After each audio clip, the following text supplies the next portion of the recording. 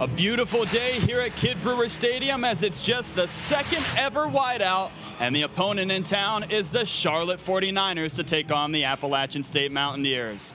Hello everyone, Harrison Battle, Pierre Banks with you. And Pierre, it's a fun matchup we have today. Both these teams with a lot of success in week one, and here in week two, it's all about the ground game. Especially for the 49ers. They're coming off a huge performance a week ago where they went for over 320 on the ground, led by their Doak Walker award candidate and Benny LeMay. He went for $120 and 2 touches a week ago. He'll be looking to pick up where he left off in week one, but it won't be easy as he faces a vaunted front seven for the App State Mountaineers, but not to be outshined in his own backyard. Mr. Darrington Evans, he's the Sun Belt leading rusher from a season ago. He had 99 yards and a touch last week, and he'll be looking to have a big day behind a terrific offensive line.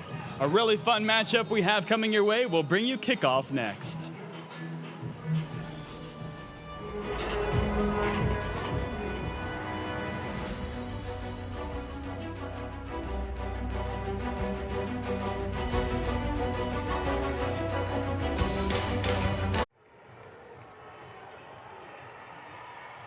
The Mountaineers run on the field for the second time this season, and it's pretty hard to find an open seat here at Kidd Brewer Stadium. They are fired up for this one. The students got here early. They're waving their towels around. Everybody has some shirts that maybe they brought to the stadium. Also having some assists from the Appalachian State athletics staff, giving them some as well. So fired up to be wearing that white here. The Mountaineers used to having black Saturday, but today it is white Saturday, and they're hoping it's a special one as they take on the Charlotte 49ers crew that is looking for a big season here with their first-year head coach. But first, we'll tell you about Elijah Drinkwitz, of course, the former co-offensive coordinator at NC State, and he's the 6th youngest FBS head coach, 36 years, 4 months. They say a long time ago, Pierre, they used to, that you had to be a certain age to be a head coach, but that has been disproven here recently, as on the other sideline, the guy that mans that spot for Charlotte is actually even younger. Will Healy. Some Mountaineer fans might remember him from playing for those Richmond teams back in the FCS days. The 3rd youngest FBS head coach at 34 years and 7 months. Pierre, how come you're not coaching? I would rather, HB, watch the game and not have anything to do with the consequence than to have to go through the stress of film study and recruiting and all that goes with it. I'll leave it to those young guys. You see Darrington Evans dancing back there. Last year, he was on the field for the Mountaineers, but he was the backup for Jalen Moore. This year, it is his show, and he's ready to show this Charlotte 49ers crew just how special of a running back he is. You see the series history there. The Mountaineers won last year's meeting 45-9, just the 2nd all-time meeting. Remember, Charlotte only got football just a few years back in 2013.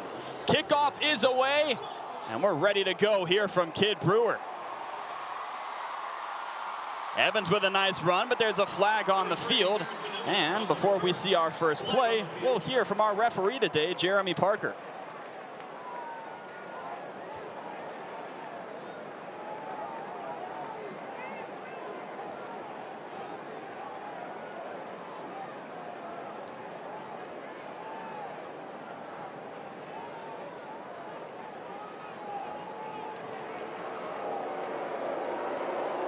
Some trouble with the ref mic, but you hear the boos from the Mountaineers here in the crowd. And Pierre, that's not the way that you want to start off a game with a penalty before you even get the ball in the hands of your quarterback. Never a good way to start the ball game when you're backing up before you have any type of positive offensive yards. Tough for the Mountaineers. Starting this drive inside the 15. But look for them to establish their run game early in this one. It's what really got their offense going a week ago against ETSU.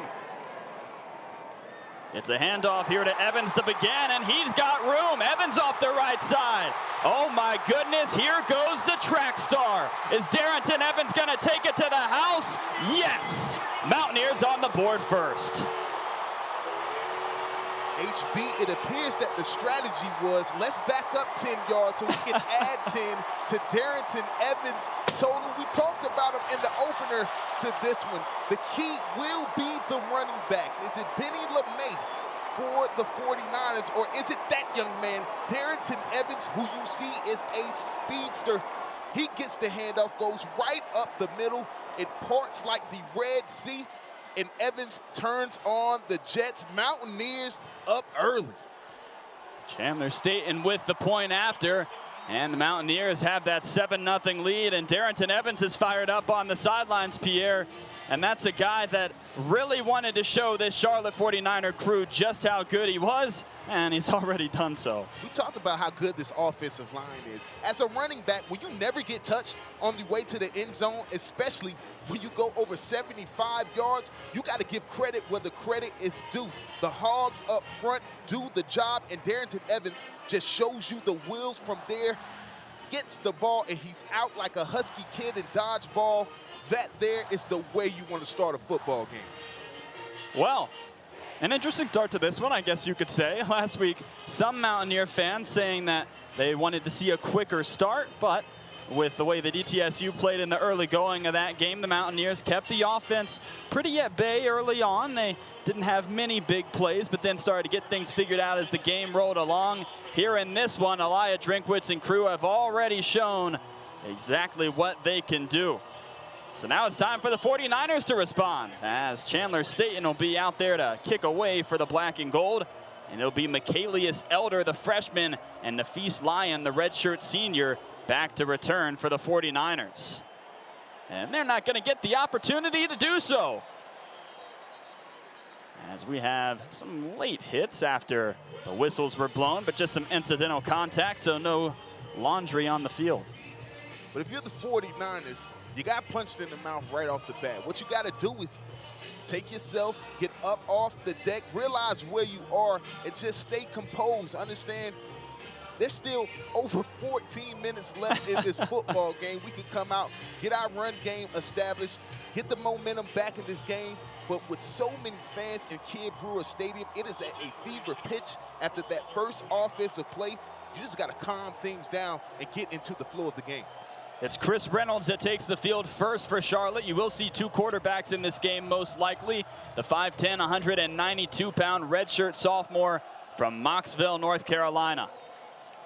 Reynolds tells LeMay to go out in motion, and now it's going to be a handoff, but the Mountaineers read that the entire way. Mountaineer front seven, vaunted to say the least. What's the best way, HB, to thwart any plans as far as the zone running scheme goes?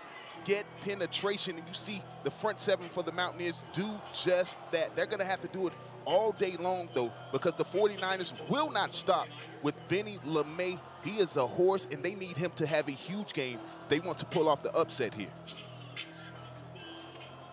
So the first few plays not exactly going the way that the 49ers would like. They're going to try again here on 2nd and 12.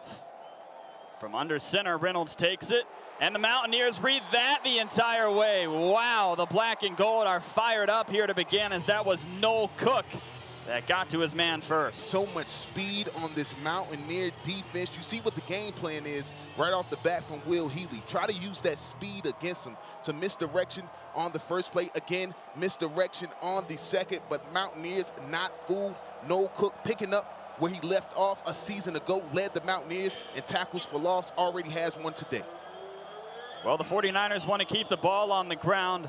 Throughout the week, Will Healy said if LeMay can get the ball 25+ times, that will be ideal. But they're going to have to throw here on 3rd down, and Appalachian has a bunch of white jerseys around, and they're going to make sure Charlotte cannot pick up the 1st down. Just a swarm of white jerseys. The key to success today, getting hats to the football defensively. If you're the Mountaineers, and you see it right there, what the 49ers want to do is get their athletes in space, let them do their thing. But we talked about the speed of those white jerseys, and it was on full display on that 3rd down. So now it's going to be the sure-handed Thomas Hennigan back to return the punt. Last year, Thomas had a 59-yard punt return touchdown at Charlotte. And Hennigan catches this one and has some space And now Hennigan's off to the right side. There is a flag down. He's going to get across the 50 to the 40 and be pushed out of bounds, but we'll see what the flag is. 2 flags on the field for the Mountaineers. Look like this one may be coming back. At least a hold and a block in the back. Of course, the 49ers will take the first penalty there to try to back up this offense and slow them down. They went 87 yards in one play on their first drive. So the Mountaineers special teams coordinator Eric Link with some frustration here early on, as if this is against the black and gold, already 2 penalties here in the early going. On 2 special teams plays.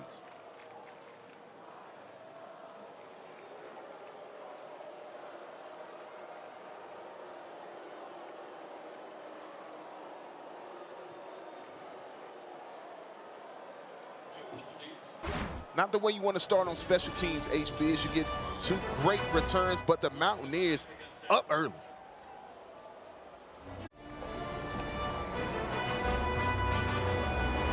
Well, Pierre bringing up a moment ago that last week Darrington Evans had 99 yards, and early in this one he already has 87, so plenty of reasons to smile. But the Mountaineers know that there's plenty of football left in this one, although you can't have much better of a start than they've had aside from the 2 penalties. That's efficiency right there, partner. 1 play, 87 yards, all for Mr. Darrington Evans. We saw this offense of the Mountaineers just continue to grow and mature a week ago, and they carried that momentum early into this one. So the offense back out on the field. Zach Thomas with an incredible game last year against Charlotte. You're talking 14 for 14, 295 yards and 3 touchdowns. But this time he's going to hand it off to Evans again, and Charlotte's ready for it. So that's going to be a loss here to begin this drive. Tight formation for the Mountaineers on that one, which allows the 49ers to put 10 guys into the box against the run. No room at all for Datrick Harrington, who makes his first appearance. Mountaineers did have some injury troubles this week. You might have noticed last week that Cam Peoples came out of the game. He is done for the season with a torn ACL. So everybody being moved up in that running back depth chart. This is thrown to the outside but cannot be connected, and the play's blown dead. So now it'll be a 3rd down for the Mountaineers. A spot that they don't want to be in, 3rd and long. This is when the 49ers can pin their ears back. This is when they can start to get pressure and lean on their Mr. Everything, Alex Highsmith. At the defensive end, you take a look at Zach Thomas, 14 of 14 a season ago against the Charlotte 49ers, what you like to call perfection, HB. A toss here to the outside. That's Evans, and Charlotte's ready for it, as the first one to him on that play was Tommy Doctor, the defensive lineman, and the Mountaineers will have to punt the football away. We talked about the speed for the Mountaineers. How about the speed right there from the 49ers? That's a defensive lineman getting out in space. Marquise Watts, Johnny on the spot, running down the speedster. And Darrington Evans, you hope he's okay as he hobbles there on the sideline. Team speed on both sides, very impressive so far.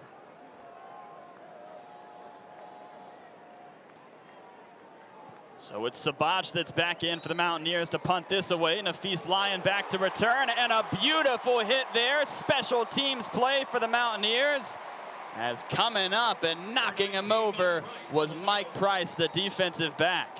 Charlotte goes back on offense when we return.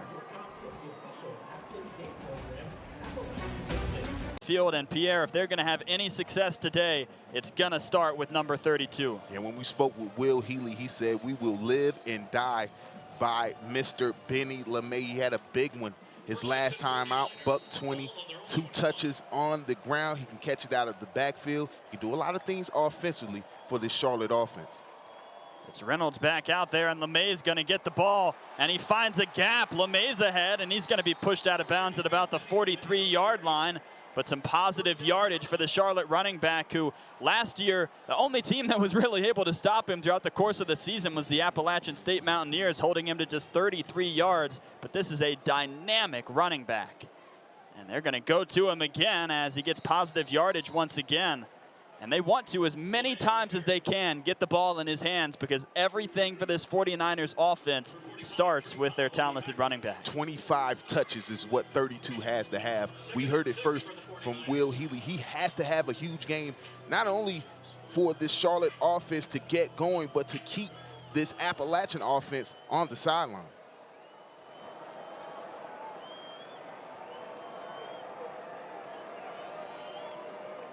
Reynolds going to change up the play here as he's working his second series. Reynolds still trying to earn the starting quarterback position for the 49ers. And once again, they're going to give it to LeMay.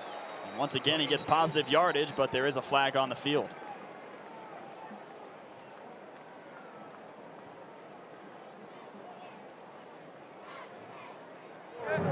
Illegal formation.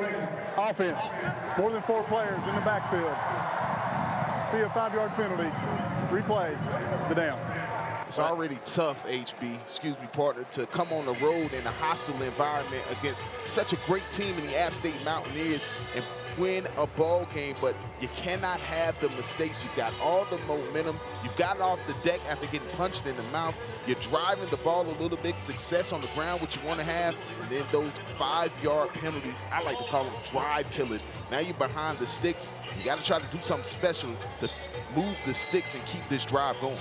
And even more frustration when it comes after you've audibled. So you're hoping that you're going to have a positive play, maybe saw something after you got out there and saw Appalachian's defensive alignment.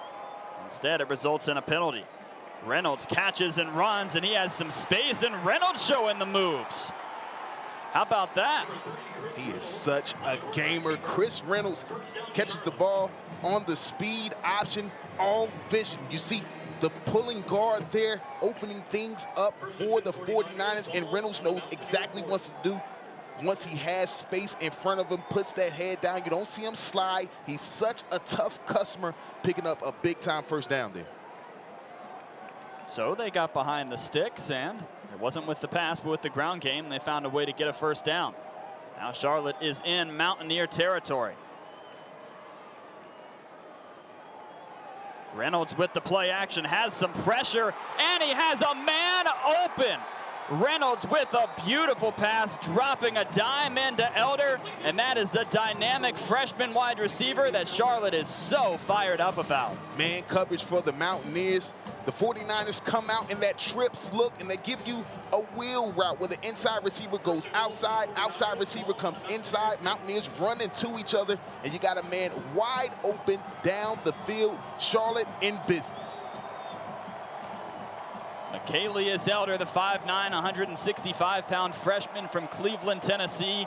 All throughout the week, we heard from the staff at Charlotte about what an impact player he was. Now in the red zone, let's see what the 49ers can do. It's a handoff to LeMay, and some positive push there from the Charlotte offensive line, and that's going to be huge for them throughout this game, Pierre. The offensive line, defensive line trenches matchup for both of these teams pretty much is going to tell the story. It's strength on strength. Both teams run the ball very effectively, but the defensive fronts are their strength defensively. Going quick here, LeMay reaches for the end zone, and waiting to see, yes, they're going to say it's a touchdown. As one of the officials comes from the side, had a beautiful view of it, and Charlotte's on the board. They'll review it, but what effort on the part of Benny LeMay, having himself a drive on this one. He's so tough to bring down with one tackler. There he shows the strength and the effort and know-how to stretch the ball across the goal line. Charlotte looking to tie this one up. Well, now their all-world kicker's going to come out and try to put the point after. Jonathan Cruz, a guy that once you get across midfield, you can go ahead and rely on his leg to give you a field goal here with an extra point. And it's blown dead before he got the kick off. They're going to say it's a false start. For some kickers, that might be an issue. For Cruz, a guy that can hit from well over 50 yards, I don't think he's too worried about it. Offense, number 60, 5-yard penalty, untimed down. A lot of penalties on special teams early in this one for both ball clubs. Let's see if they can clean those up moving forward.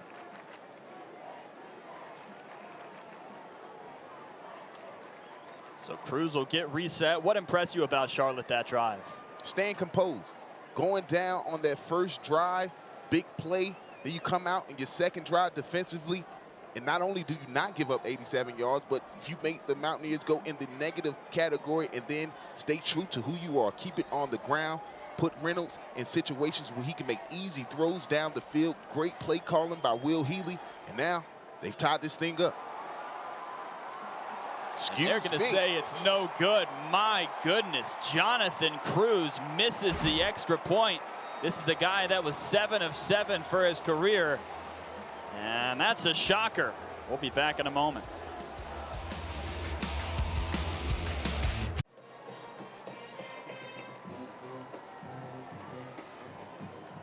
Well, Charlotte got the touchdown. That was their goal that drive. But Pierre, it almost leaves a sour taste in your mouth having a Lou Groza Award watch list for this year and Conference Special Teams Player of the Year. And Jonathan Cruz missed that extra point. Just something you don't expect. He's automatic from field goals, let alone extra points. But it's those 5-yard penalties that you don't think matter as much as they really do. And there, it set the 49ers back. They hope that 1 point doesn't come back to haunt them later on in the game. Jalen Virgil back to return this punt instead of Darrington Evans. So the Mountaineers still checking on him. And it's Virgil that's going to get it and see what he can do. He has a lane. Evans is a track star, so is Virgil. And he twirls around, gets to the 50-yard line, showing the muscle. Jalen Virgil, give me the ball and let me go. Seems like they've got track stars all over this roster. As you said, HB, Jalen Virgil competed in the Sun Belt Conference a season ago, second in the 100-meter dash. He shows the wheels on that one. That's great blocking up front for the Mountaineers on special teams. And don't look now, but they've gone through a special teams play without getting a penalty. HB, a step in the right direction for both teams. Oh, I'm sure that brings some smiles on the sidelines and up in the booth. All right, so here to begin this drive, it's going to be Zach Thomas out there and Dietrich Harrington. Oh, almost picked off as having his hands on it and ready to take that to the house was Alex Highsmith, a player that is so talented. Whew, that could have been serious trouble. Missed opportunity for sure. As you take a look at Jalen Virgil, who just shows the wills and the vision and patience to let the hole develop before he goes across midfield. Perfect way to start this drive on the right side of the 50. Darrington Evans back out there for the Mountaineers as he gets the handoff this time, but ready and waiting for him with arms wide open was Marquavius Gibbs. Nice play by Mr. Gibbs coming up, making the sure tackle, which is not easy to do in the open field on 3 and white. We got a flag on the field. This could be a big penalty right here. Occurred after the whistle, so it's going to be a dead ball foul one way or the other.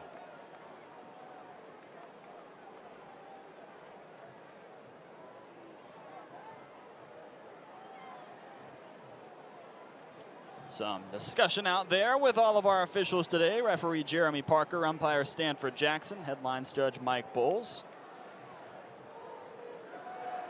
After the play, unsportsmanlike conduct, number 92, defense, 15 yards from the end of the play, first down. It's going to be Damon Stewart that picks that up for Charlotte, and that is an absolute killer and one that just frustrates you to no end if you're on that Charlotte sideline. Will Healy just rips those headsets off. Telltale sign of frustration. You've got momentum. You've come up, got negative plays on the Mountaineers. You almost get an interception on the first play of the drive. That's why missed opportunities are so huge, because when penalties like this happen, now the Mountaineers are knocking on the door yet again. Henry Pearson in the game as the up back as the handoff goes to Evans, trying to split between the tackles. And he just keeps pushing forward to gain a few extra yards. And Pierre, it's a kind of a strange start to this game, I guess you would say. The Mountaineers get the incredible start with the long run from Darrington Evans, and then things balance out a little bit. Charlotte gets their touchdown drive on their second opportunity, but then they miss the extra point. And now you felt like a moment ago either the 49ers were going to get the turnover or they were just stopping the Mountaineers. But after a penalty, all of a sudden, the Appalachian offense is driving once again. Name of the game is momentum, HB. Evans to the outside. He has some space. And he's going to get across the 20-yard line. About Darrington Evans, showing the strength, known for his speed, but just puts his head down there, picks up those extra yards. As we take a look here, look at this offensive line. Look at the push there, not contacted until he's well down the field. That is a sign that your offensive line is in a groove, and Darrington Evans taking full advantage. And Darrington Evans also over 100 yards here in this game. An injured player just in front of the Charlotte 49ers sideline as they have the training staff out there. And for the 49ers, that is Ben DeLuca, defensive back and one of their captains. So a guy that they have to have out there on the field. Ben DeLuca, a guy that could leave this university as the leading tackler in school history. He comes up to make the play on Darrington Evans. Just takes a shot there. All you can do is bow your head, say a few words for him. Good to see him stand up there and make his way to the sideline. And this is the guy that's worked really hard throughout his Charlotte career. During his redshirt freshman year, he had 4 receptions for 35 yards. He was on the other side of the ball. How about and that? Mainly a special teams player as a sophomore. And then 30 tackles as a junior. Did a great job and had 11 tackles versus the Mountaineers last year as he was the leading tackler in that game. So someone that they would like to get back out there. But the training staff's going to go ahead and take a look at him. 4 rushes, 101 yards. Not a bad start to your day, Darrington Evans. As Zach Thomas rolls out to his right, trying to see if he's going to go with his legs. He is, and not much open there. Just a smart play right there by Zach Thomas. Great job in the defensive secondary by the 49ers, not being fooled by the play fake, staying with it all the way through, playing it out. But Zach Thomas, he's got those wheels to turn a negative play into a gain of 3.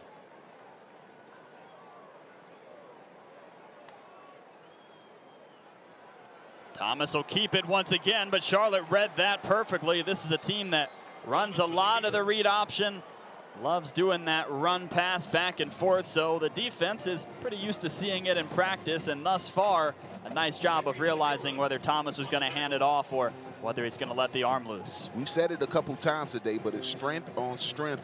You've got the Mountaineers who love to run the football, and they do it effectively. And then for the 49ers, their front 7 in this 4-3 scheme is their strength defensively. And you see this chess match playing out with a little more physicality than we saw a week ago. Thomas has some pressure, throws to the outside, a beautiful catch there, as I believe that was the sure-handed Thomas Hennigan, and indeed it was, but it didn't get to the line to gain as it's 4th and 1. It's a fantastic play defensively right there for the 49ers, being able to stop the Mountaineers before they get to the sticks. Nice route there by Thomas Hennigan, just uses that big body to stay in front of the cornerback, shows off the mitts. Look at Eli Drinkwitz rolling the dice early in this one. Virgil comes in motion. It's Darrington Evans that will get the first down. And nothing's going to fire you up more on that sideline than when your head coach says, let's go for it on 4th down. Those big hog mollies up front love being able to bulldoze over the guys on the defensive side and get their running back that first down and keep their offense on the field. And that's just pure effort by Darrington Evans. Does a terrific job of wasting no time. Once the decision is made to hand him the football, he goes north and south, knows exactly what he needs to get, and gets it. Virgil comes in motion once again, and again it's going to go to Evans, but this time a beautiful arm tackle by Henry Segura, the defensive back.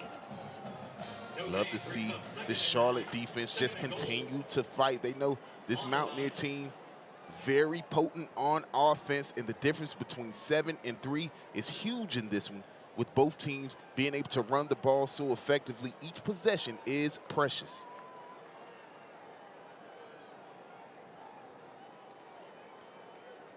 Zach Thomas looking towards the sideline. Now he's going to tell his offensive line and everybody on the field what he heard from his coaches. He's going to keep it here to the outside, and Thomas is going to get to the 5-yard line. That's a guy that is not afraid to put his body on the line, Pierre.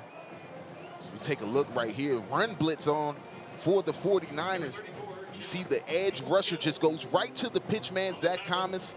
Beautiful read, turns it up. But then the speed of this Charlotte defense getting to him and bringing him down just before he reaches the 5-yard line. We're seeing great defensive play in this one after some huge plays offensively early. A gigantic play here, 3rd and 5. Thomas drops back, clean pocket in the end zone. He has his man, as that is Thomas Hennigan looking at the sky as he gets a touchdown. Big time play call by Eli Drinkwitz. First, give the credit to this offensive line who gave Zach Thomas all day in the pocket to let the play develop. A levels route. You've got 2 inside routes there.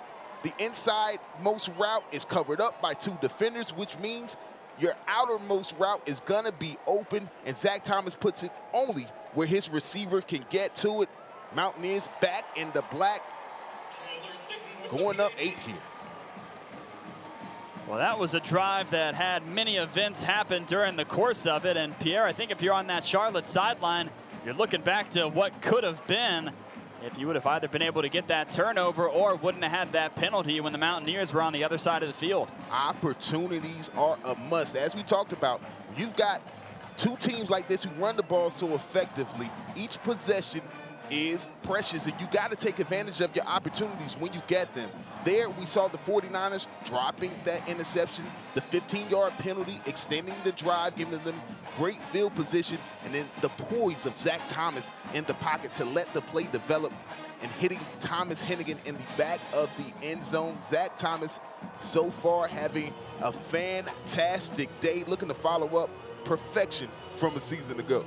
So Hennigan now with 2 touchdowns here for the 2019 season, as the Mountaineers will kick the ball away and see what Charlotte can do building off of that last drive, where it was in part Benny LeMay that drove them to the end zone.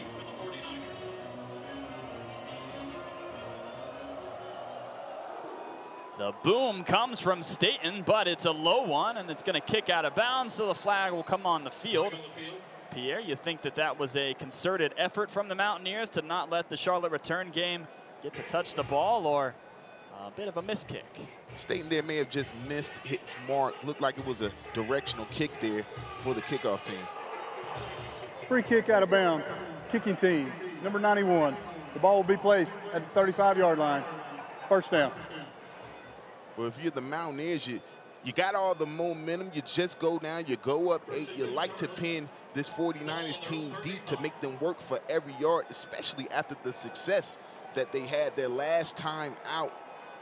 The reason for that? Balance. You see the 49ers come out 30-some-odd yards rushing, 30-some-odd yards through the air, keeping this defense in white off balance is what they have to be successful here today. If you hear that siren and you've checked your car outside a few times to see whether it's you, it is not. It is happening here at the stadium, and I'm sure they're working to fix it as soon as possible. So it's Reynolds back out for the 49ers, as now he's going to run his 3rd drive. I've not seen the South Florida transfer Brett Keane on the field yet. And Reynolds with the handoff here to LeMay, but the Mountaineers are all over him as Tommy Dawkins and company are there. Again, penetration by this front 7. It can blow up any offensive play for the 49ers, especially on the ground. It's what you have to have if you're the Mountaineers, and Tommy Dawkins does a tremendous job there of beating the hinge block on the influence pull by the guard. He does a great job of wrapping up. Not easy to do to bring LeMay down in the backfield by yourself, but Tommy Dawkins makes it look simple there. So now the 49ers are behind the sticks here on 2nd and 10. They need a big drive here. Down 14-6 as time ticks away here in the 1st quarter.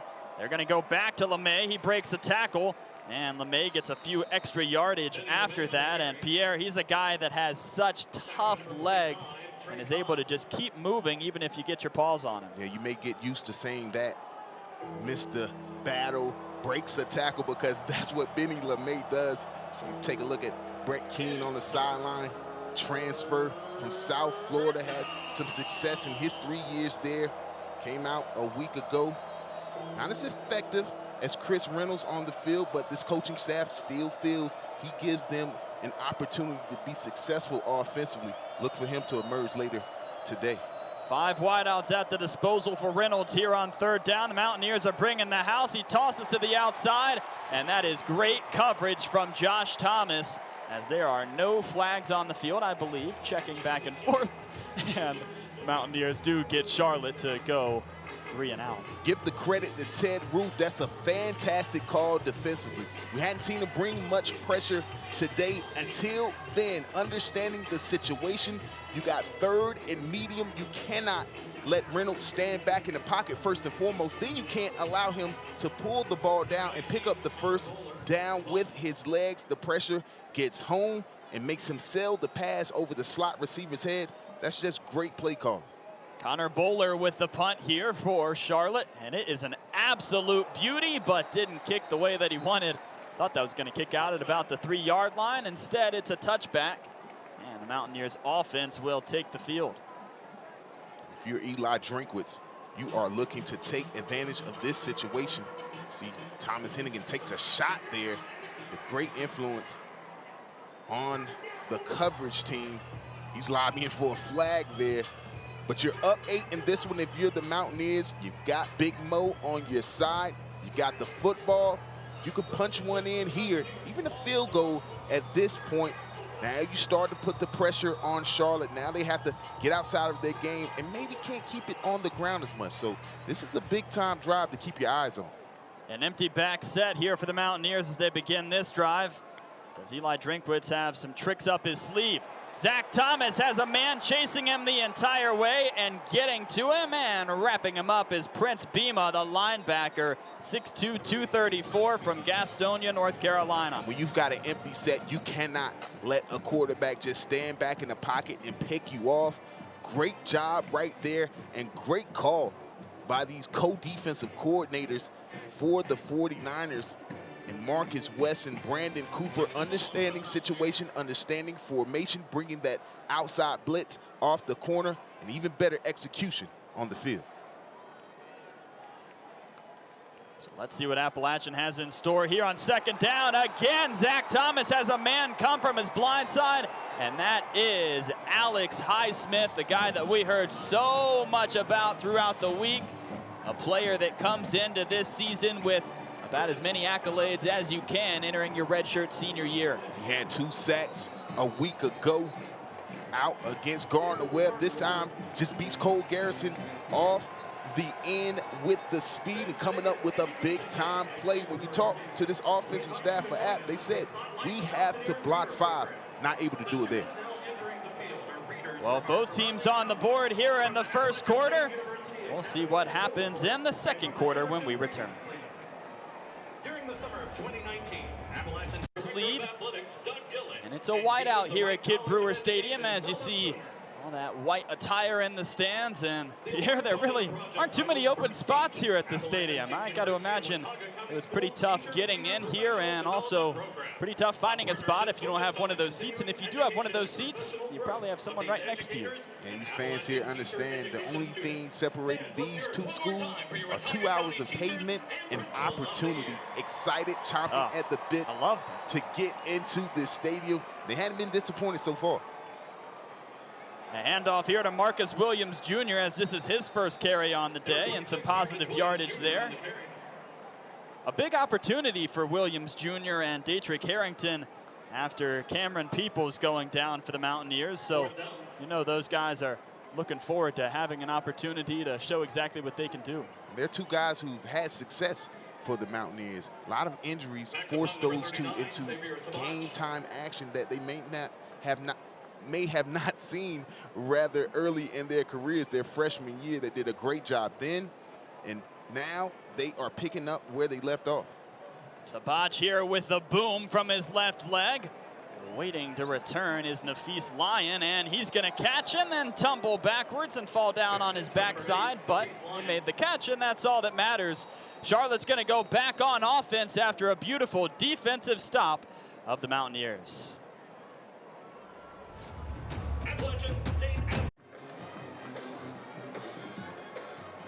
A look at Darrington Evans just casually biking along the Mountaineer sideline. An impressive first quarter and change from him as he already has 103 yards. Benny LeMay with a nice effort. A beautiful run to get into the touchdown for Charlotte, and 33 yards on his 6 carries. Looking to continue the magic. Again, they want to get the ball to him as many times as possible in this contest. It's Reynolds back out there again for Charlotte this drive as LeMay goes out to his right. He has some pressure coming and is going for the long ball, but that's some great coverage by Josh Thomas. Great job on the back end, even better job up front for the Mountaineers, getting that pressure on Mr. Reynolds, making him release the ball before he wanted to, not able to pinpoint his receiver there. It's just a good job defensively.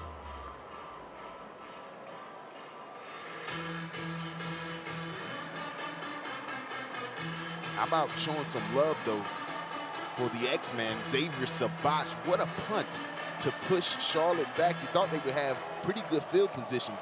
Not the case. An empty set here for Charlotte as now a running back comes to the right. And it's going to be Reynolds that keeps it himself. A beautiful read option that gets him across the 45-yard line. A solid play there to get Charlotte a 3rd and short. A lot of eye candy right there from the 49ers. You got influence pullers, you've got motions, jet motions and things like that to make sure you keep your eyes on the football. They talk about having dirty eyes and clean eyes defensively for the App State Mountaineers. Reading your keys with so much going on in the backfield can be easy to lose sight of what your responsibility is.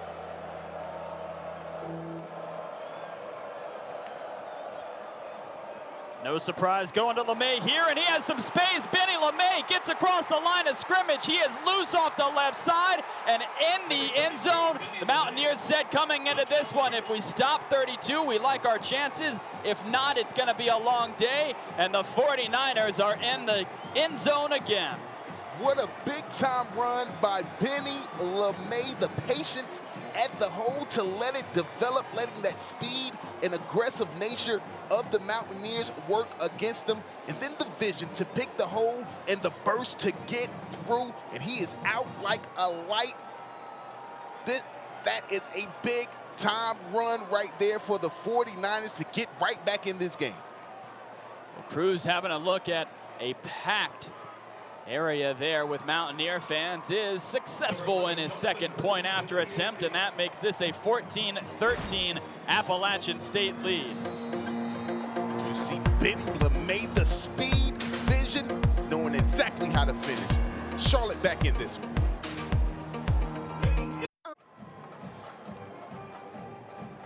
Well, it's safe to say that Benny LeMay wasn't too happy with his 7 attempts for 35 yards last year against the Black and Gold. The 2019 Doak Walker candidate for top running back in the country, ranked as Sporting News' number 25 running back in the country and number 19 by 24/7 Sports.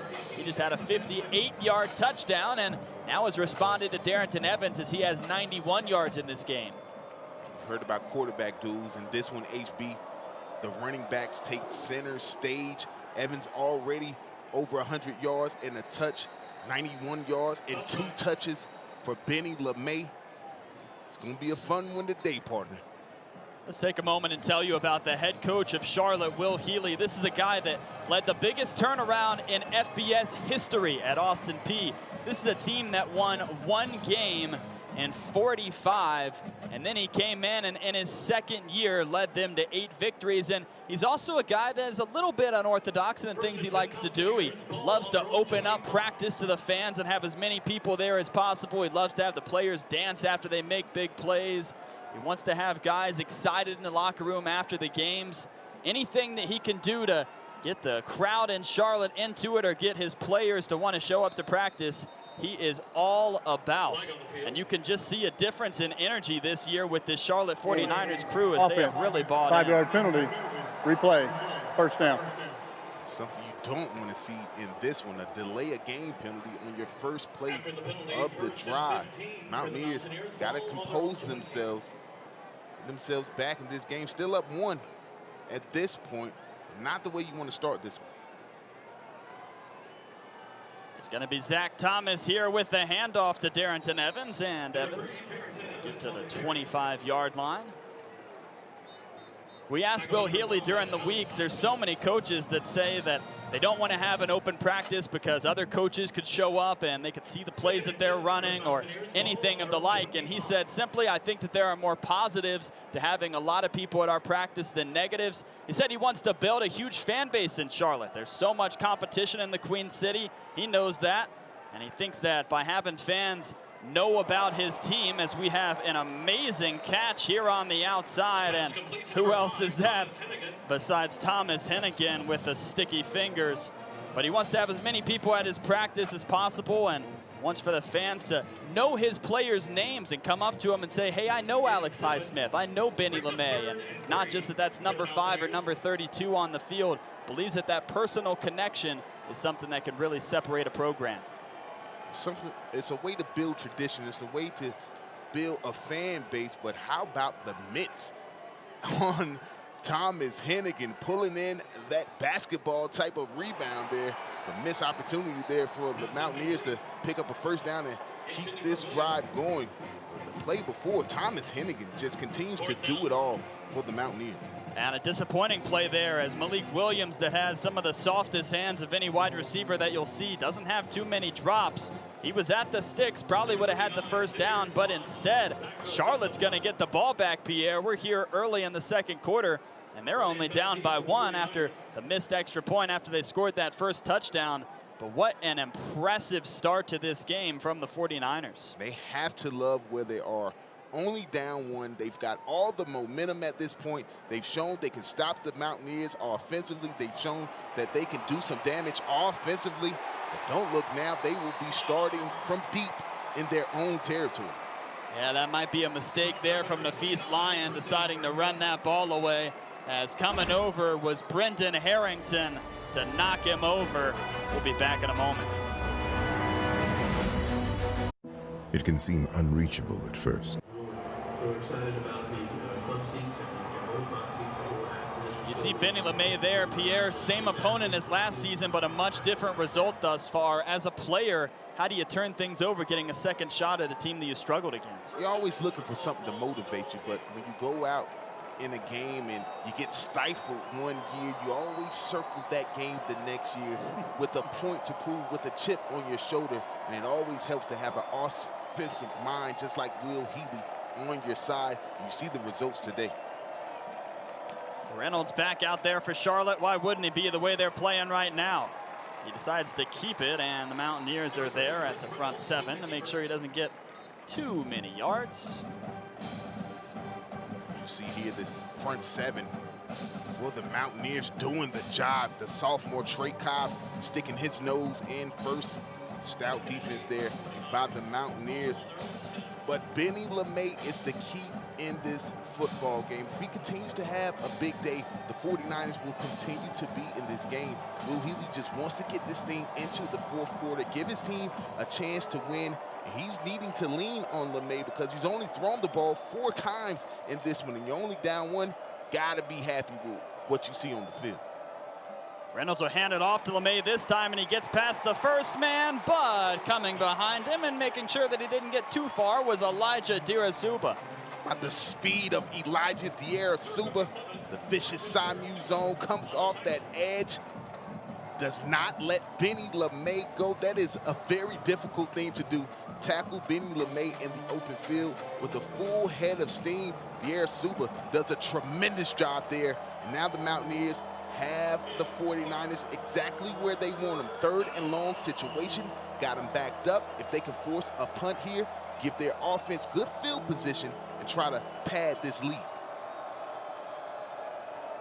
Watch out for Victor Tucker here on this play, lined up on the outside to the right.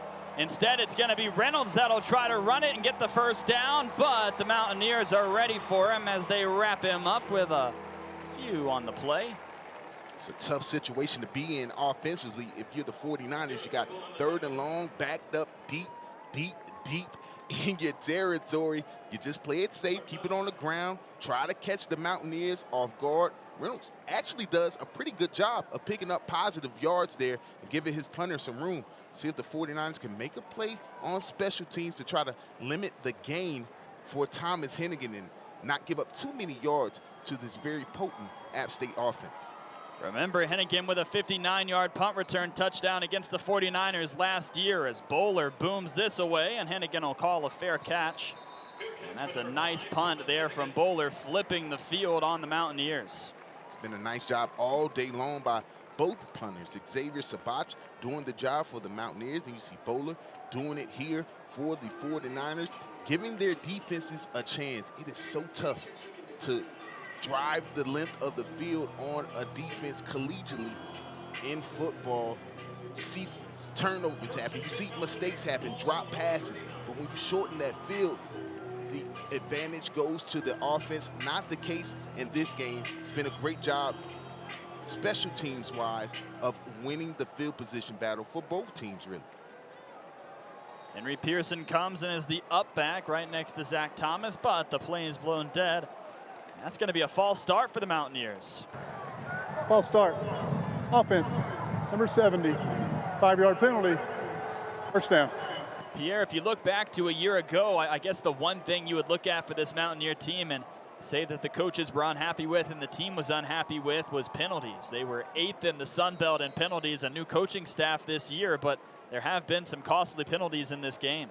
Especially starting the drive for the Mountaineers is tough to start backed up already behind the sticks on a defensive front that's this good in the Charlotte 49ers. See if the Mountaineers can recover here. This is a Charlotte team that last week gave up 28 points to Gardner-Webb, a Gardner-Webb group that is different than the one the Mountaineers beat last year, but Appalachian did beat them pretty handily last season.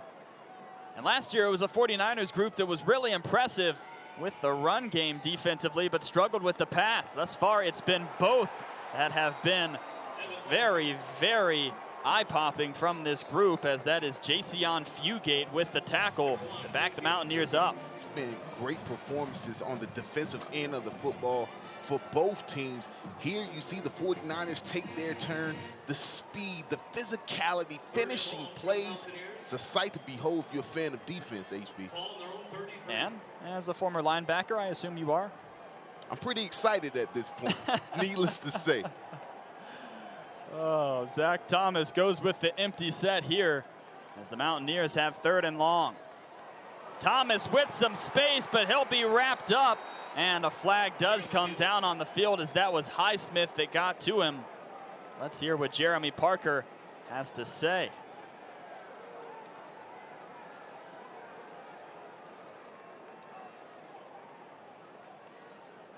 Holding. Offense. Penalties decline. Wow. 4th down. 2 sacks a week ago for Mr. Highsmith. 2 sacks today. You see all speed on the outside, gets held and taken to the ground, and still has the presence of mind to grab at the heels of Zach Thomas and come up with a big-time play there to try to flip this field position for the 49ers. That is a big-time individual effort. In our talk this week with head coach Elijah Drinkwitz of Appalachian State, he said we have to stop 5 and we have to stop 32 for us to be successful. But 5 and 32 have been playmakers for Charlotte in this game. Benny LeMay and Alex Highsmith on the offensive and defensive side of the ball. They've done a tremendous job of just giving Will Heatley effort. They've done a great job of just coming out, sticking to the game plan, and doing what they're coached to do on both ends of the field. Not only are they the leaders on this field, but off the field. You talked about the character of these two, that Will Heatley, and how they go out and lead these teams. You know, as a new coach to a program, when you have seniors like you have in Highsmith and Benny LeMay, things could go the other direction. They cannot buy into the program. Not the case here, and you're seeing the results on the field. Aaron McAllister out there to the right of Reynolds. And it's going to be McAllister that'll get the ball and get positive yardage. As you look at the trenches in this game, break it down from both sides of the ball and why these groups are successful. defensively for both teams, they have so much athleticism, so much speed and strength up front that they can get penetration on you at any point in the game, and that's the way to stop a rushing attack. Then you've got those free-flowing linebackers because the defensive lines do a great job of taking up offensive linemen. They can't climb up to that next level. They're able to make all the plays. McAllister out there again. He's going to get the ball, and McAllister showing the shake as he twirls around and gets close to the 40-yard line. Just breaking tackles, keeping those legs driving. If you're a young man at home playing this football game and you play the running back position, look at these running backs on both sides. Just continue to keep those legs moving. When you do that, more likely than not, you're going to stay on your feet. As soon as you stop your legs, that's when you go down. A shot a moment ago of Benny LeMay on the sidelines for Charlotte. Getting a breather here with McAllister getting the 49ers a first down. Crowd wanting to get into it here at Kidd Brewer Stadium, but the 49ers not allowing them to do so. Reynolds will throw this ball out of bounds as he's a heady player out there on the field and knows when he just doesn't have a play open. Great coverage on the back end by the Mountaineers, sticking with it. Reynolds has time in the pocket. That's usually a license for receivers to get open down the field. Not the case here. You see the Mountaineers do a great job on the back end. Take a look last week, the Charlotte offense versus the App State defense, over 320 a game ago, 4 times in the end zone. The exact opposite for the Mountaineers on the defensive side. They did a tremendous job against the SoCon Freshman of the Year from a season ago in Quake Holmes.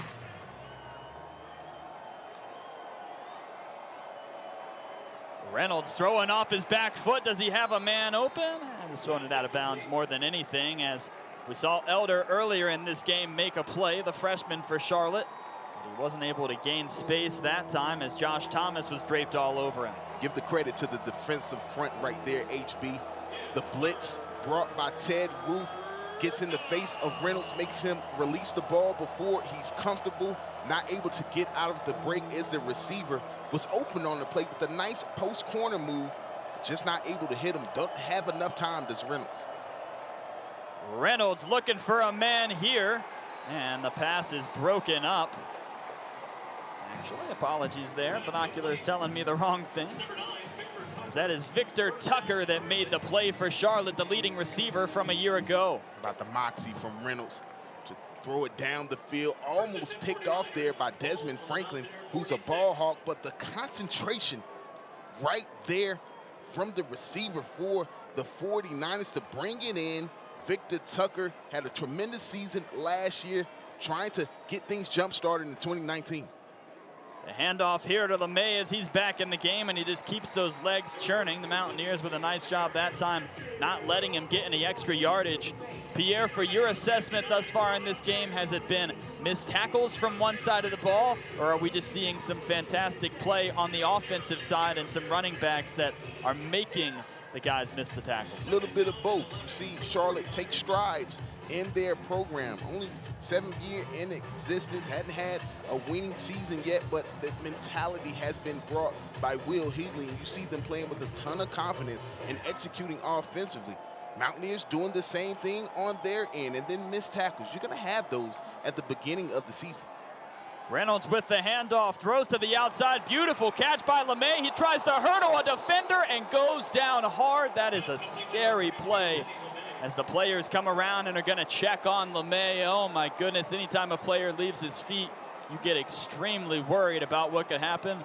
But I believe we saw some smiles from him there, so I think that LeMay is going to be okay. So good to see him get up. He's walking gingerly, but he did get up. You see him here just trying to hurdle Josh Thomas, and then from his blind side comes Jordan Fair and just takes out his legs there. You see him do a full somersault there and land on his tailbone. He's being helped off the field right now. You hope it's just having the wind knocked out of you. You don't like to see anyone exit the game, but especially someone who worked as hard as Benny LeMay to get to this point, as you said, looking for redemption. Just a dangerous play to try to hurdle the safety right there. Terrific game so far. 87 yards, 2 touches on just 9 carries. Would love to see him get back in the game. You see that grand smile on his face. Telltale sign. May just be the wind knocked out of him. Sure, you've had that happen a few times. Many a times, HB. When you hit that tailbone, anything is liable to happen. Reynolds throws to the outside, and the catch cannot be made by Tucker that time, as that's going to bring it to 4th and 2. So we saw earlier in this game that Elijah Drinkwitz was willing to go for it for the Mountaineers. Charlotte only down by 1 in this game. 4:46 remaining before halftime. Does Will Healy want to put the pressure on and go for it here on 4th and 2? It looks like the answer to that question is yes. Benny LeMay going out the play before really affected that play call there. You got to believe the 32's on the field. His hands are on the football trying to pick up those 3 yards. So see what Will Healy pulls out of his sleeve on this 4th down. It's going to be Reynolds that'll try to keep it himself, and a whole host of white jerseys get to him, as the first one there on the play was Akeem Davis-Gaither, and he had a few pals along with him. Penetration from this defensive front. Great job there by Ted Roof, understanding situation. 4th and 3, you know that the 49ers are probably gonna keep it on the ground. So the way to get more guys in the flow of the action and be aggressive, not stand back and be passive, is to bring that blitz. It effectively turns into a run blitz. They pick up on that speed option right away, and the penetration just thwarts things before they get started. I'm telling you, Benny LeMay going out on that play affected the entire drive. Gotta believe ball would have been in his hands on at least 3rd or 4th down. So we'll see if he comes back out there for Charlotte's next drive, but it's going to be Daetrick Harrington that gets the carry here. And Harrington drags himself to the 45-yard line. You know that the Mountaineers want to have a drive here that drains the clock and allows for them to be able to get a touchdown, certainly, but at the very least, just make sure Charlotte doesn't get the football again. Big opportunity for the Mountaineers. You take over the momentum after you had it snatched from you earlier in the game. You get a big-time stop. If you can put points on the board here, it's huge. Zach Thomas pulls it back, throws to Malik Williams, and this time his hands are perfectly fine as those white gloves have the ball fall gently inside. Play action doing the job there for the Mountaineers. Been having success on the ground, so the play fake naturally brings the linebackers up, leaving a vacancy. Throwing to the outside here, it's Williams once again, and he's shoved out of bounds. Eli Drinkwitz there, offensive mastermind, pushing that pace, knowing exactly what to do. You get the 1st down. You got a team on the other end who's had a sudden change. They're looking to catch their breath. It's Harrington with the handoff. He's off to the right side. Daetrick with some space, and he's shoved out of bounds. But a nice run there by the Mountaineers. Backup running back that moved to that 2nd string role this week. The balance of the Mountaineers having success through the air, which opens up the running lanes on the ground, and you see the gaping hole by this offensive line. And the play is blown dead here, so we'll hear what the officials have to say. Nice timeout call right there by the 49ers. Got to catch your breath in this situation. Eli Drinkwitz putting the heat on you offensively. Charlotte, not letting their you first catch charge your breath. timeout of the half. That is a great timeout 30-second call because timeout. with 3:20 left, it's a huge momentum shift. The Mountaineers getting the end zone here before the half could be big. Charlotte, at the very least, would certainly like to have the Mountaineers not put any points up on the board, but if something has to happen, they want to see the Mountaineers have to attempt a field goal. Chandler Staten a year ago with a great season for the Mountaineers, but he did have some misses, so anytime that you can force them to have to kick it and see whether or not they can put points on the board, that's certainly ideal. What do you think the discussion is right now with this Charlotte defensive crew that is led by Marcus West and Brandon Cooper, the co-defensive coordinators? So they're just letting their unit catch their breath. They're letting them get their bearings about them. They understand it's a sudden change situation. Maybe didn't expect to come on the field after not converting on 4th down, and now you have positive play after positive play. Just letting them realize where they are, get set up, and hopefully stop this offense. Zach Thomas with the handoff here to Daytrick Harrington, but not much space. And you might have noticed a moment ago that Will Healy was not in that defensive huddle for Charlotte. He lets his defensive coordinators take care of business. He's not going to poke his head in there and have to tell them what to do. He lets them do what they were paid to do, and it's a group that's been with him for a while, as they're with him at Austin Peay. Some of these guys were with him at Chattanooga. When he was creating this staff, he wanted to have his friends with him. He believes that that's a huge part to your success on the field, and a lot of trust in his group that they can stop the Mountaineers right here. Harrington gets the ball once again, and Charlotte with that front seven just so strong. A few yards gained, but nothing explosive. Doing a great job up front are both teams. Right now, Charlotte on full display. Again, great timeout by the 49ers, allowing their unit to catch their breath, get set up, get some fresh bodies on the field, and be able to be more successful and effective against the team in white. So 3rd and 6 here as Darrington Evans comes back in the game.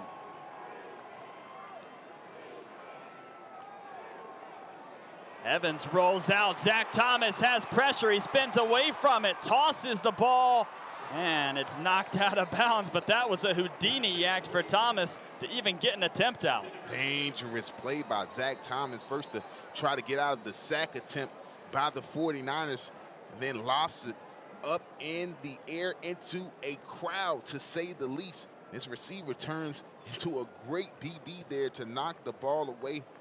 We've got a 49er down on the play. Yeah, that's Marquavius Gibbs, the 6 foot, 195-pound senior from West Palm Beach, Florida. And Charlotte's had a few players go down here in this game. Let's take a look back at it. Nice job right here by Zach Thomas, just showing that strength to get out of the sack. Then lofts it up, tries to give his receiver, Thomas Hennigan, a chance to make a play. Very fortunate right there to still have possession of the football, the Mountaineers. So he'll be helped off the field, and now indeed the opportunity will come for Chandler Staten. A year ago, Staten 12 of 16, that's 72%. 20 of 25 with field goals for his career.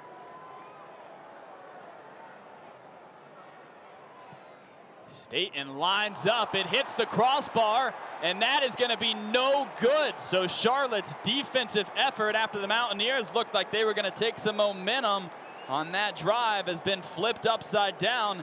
And Pierre, we have a 1-point game with 2 minutes left before we head to halftime. What a performance thus far by the Charlotte 49ers. Two great kickers on both sides, but already we have a missed extra point for the 49ers, a missed field goal opportunity for the Mountaineers. And now, after having the momentum taken away from the ball being driven down the field, get that timeout, do the 49ers. Turns out to be a fantastic decision. Take a look here. Mountaineers very fortunate to have the ball back in the first place, as you see there. Extra activity on that one. The handoff here to LeMay, and the Mountaineers are there. Let's take a look back at that again, Pierre. See the extra activity here. See Thomas Hennigan getting up on the play. Nice acting job right there by the 49ers. Trying to draw a penalty to take him out of field goal range. Didn't need it though. Chandler Staten hits the upright. 49ers with the chance here to go down, maybe take the lead. The Mountaineers victorious in the Queen City last year, 45-9. As the ball's loose on the field after it's knocked away by Demetrius Taylor, and the Mountaineers believe that they have it. Let's get the official ruling here, as there is a player down for Appalachian State. And yes, it is Mountaineer football. What a job and what a disaster for the 49ers, as they thought they were at the very least going to be down by 1 going into halftime. Instead, the blindside hit there, poked away, and the Mountaineers regained the football. What a turn of events, HB. Demetrius Taylor comes off the edge, all speed, gets around that right tackle, and you see what he did there at the end. Didn't wrap up the quarterback, put his palms right on the football, ripped it away. Such a heady play, and that's what Ted Roof teaches as a defensive leader. Ball comes out. Jordan Fair, the senior, Johnny on the spot. Mountaineers knocking on the end zone door. My goodness, if you're on that Charlotte sideline, you're just shaking Timeout, your Charlotte. head. A few plays They're in this challenging game that have that the been player's so knee was on the detrimental. ground. The previous And play now we are is going under to further see the review. 49ers want to take a look back at this play. So we'll take a look back at it here as well in just a moment. I'm going to take a look to see if the knee was down before the ball came out. Didn't look like it from first glance. But you want to get this right. This is a huge call right here. Looked like the quarterback may have been held up by Demetrius Taylor. How about Taylor coming off the edge, getting the strip, and then holding the quarterback up? May have been inverted, but still held the quarterback up. Oh, come on. With enough time for the ball to come out. That's a big-time individual effort. Yeah, some great angles from our ESPN Plus crew here. As you can see, it'd be pretty surprising if they overturn this one. This is the best shot that we can give you, as you see Taylor fall down, and that causes for Reynolds to never be able to get his knee down on the ground. That ball is clearly loose. And their challenge for the game, 1st and goal, Appalachian State.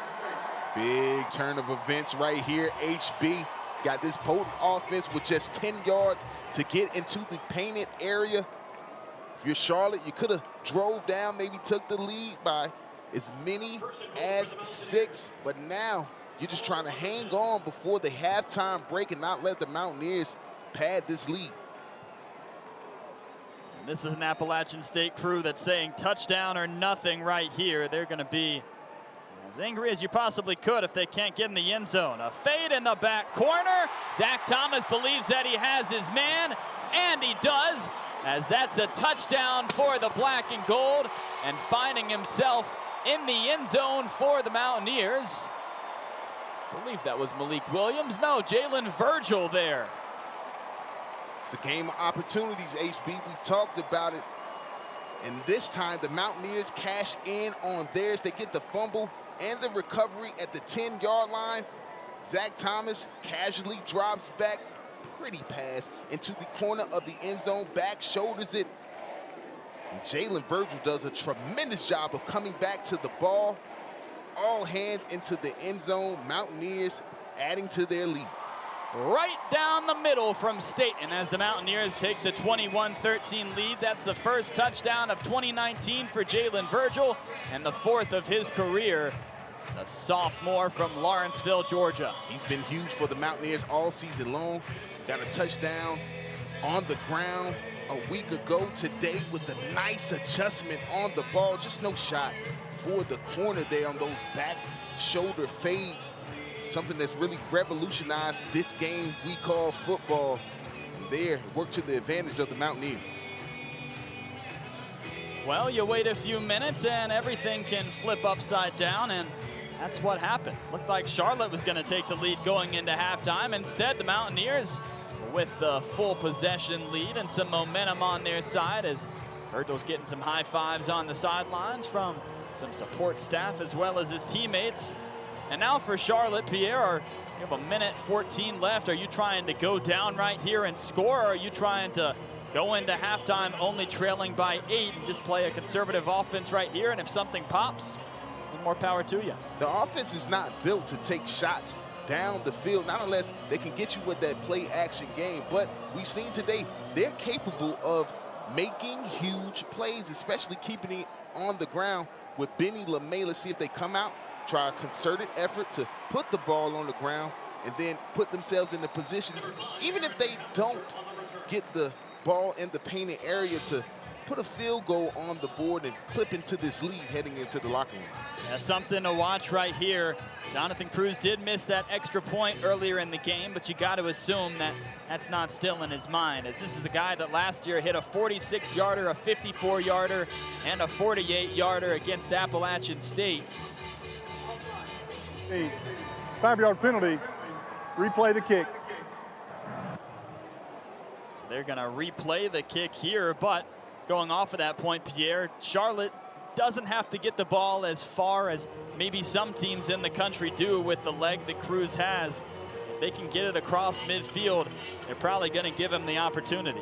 Now you have the advantage if you're the 49ers. You got a team that just ran the length of the field, full tilt, with physicality at the end, taking a lot out of them, and you're asking them to do the exact same thing here, but backed up 5 yards. Opportunity here for a good return. Put yourself in a position to put points on the board.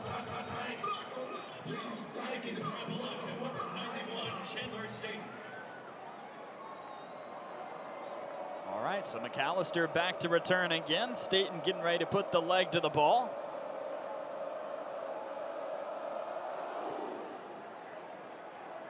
And this time the kick is returnable, just like it was the last time. McAllister brings it out, gets across the 20-yard line. A whole host of Mountaineers bring him down. And not too much change, but getting a redo in the first attempt. How about the effort of this Mountaineer kickoff unit? You backed up 5 yards after running the length of the field. With all that physicality, you're tired. You don't feel like going out there again, but all they do this time is give you worse field position than you had the first kickoff. Salute to those guys. So Charlotte heads back out on the field, and Benny LeMay is not the running back that heads out there. Still taking a look at him on the sidelines, or he might have gone back to the locker room to get checked out. It's McAllister's show along with Chris Reynolds. And McAllister is going to get the ball, but a beautiful tackle there by Josh Thomas. Excellent tackle there by 7 in white, because if he does not make it, there is no one else in the vicinity of the running back. And you've got another big play on your hands if you're the 49ers offense. Good job there of Josh Thomas. Keeping his eyes on that waistline. That waist never moves. Their first charge timeout. And bringing down the ball. 30-second timeout. So a timeout on the field, as you do see Benny LeMay over on the sidelines for Charlotte. Walking a bit gingerly there, HB. You hope he can come back in the game, especially if you're a supporter of the 49ers. Never like to see anybody go off the field in injury, but in a game this competitive, this tough, you want to have your leader on offense. This has been such an impressive performance thus far from Charlotte. And you know there's a bad taste in their mouth after having the fumble, and then the Mountaineers get that last touchdown. But where's your mindset right now if you're on that sideline or on the field wearing the green and gold? We want to get points. We didn't come here to not lose. We came here to win, and we want to put ourselves in a position, the best position possible, heading into the locker room. A handoff here. And for the second time in this game, we see Ishod Finger, the 5'6", 170-pound redshirt freshman from Charlotte.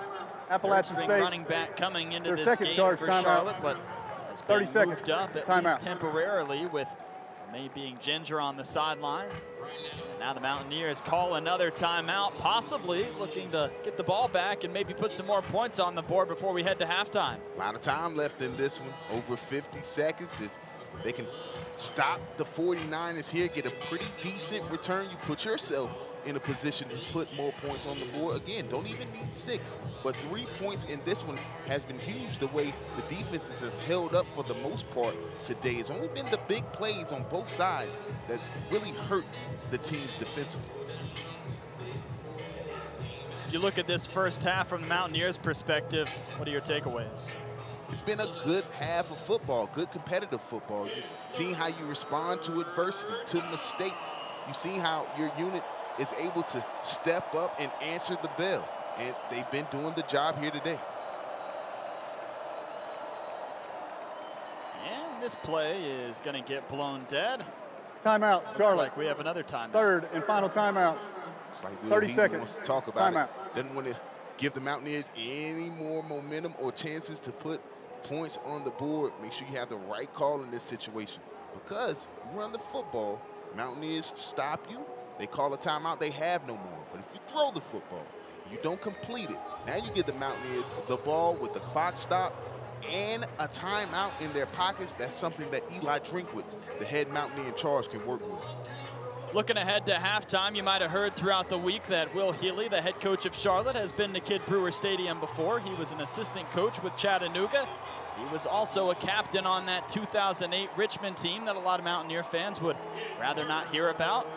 And we'll just let you know that we're going to do something with that during halftime, so make sure that you stay tuned. Still 52 seconds to go here in the second quarter, though. Charlotte's trying to see if they can get the ball on their side of the field. Mountaineers stopped this before anything could get going. And now it'll be 4th and 6 for the 49ers, and they'll have to punt the football away. This is such a different football Timeout. team without Appalachian 32 State. Green. Third and final timeout. The field, you see the 30 Mountaineers seconds. just Timeout. able to stop anything that the 49ers trying to do on the ground there. 49ers just content to keep it on the ground, make the Mountaineers use all those timeouts and trust their defense, which is held up for the most part today. So Thomas Hennigan back out there for the Mountaineers to return this punt. And Connor Bowler will try to put as much leg as he possibly can on it. So Appalachian doesn't have a short field. Punters have been doing a fantastic job today on both ends. I look for more of the same here, and they'll need it to try to keep the Mountaineers as far away from that end zone as possible.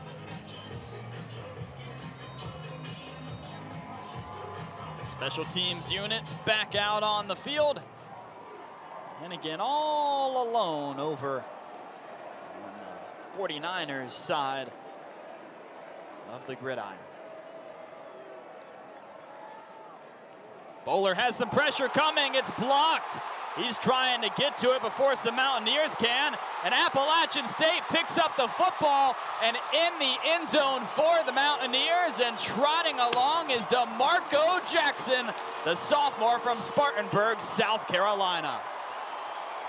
What a turn of events in this one, HB. The Mountaineers do the job defensively. 3 and out.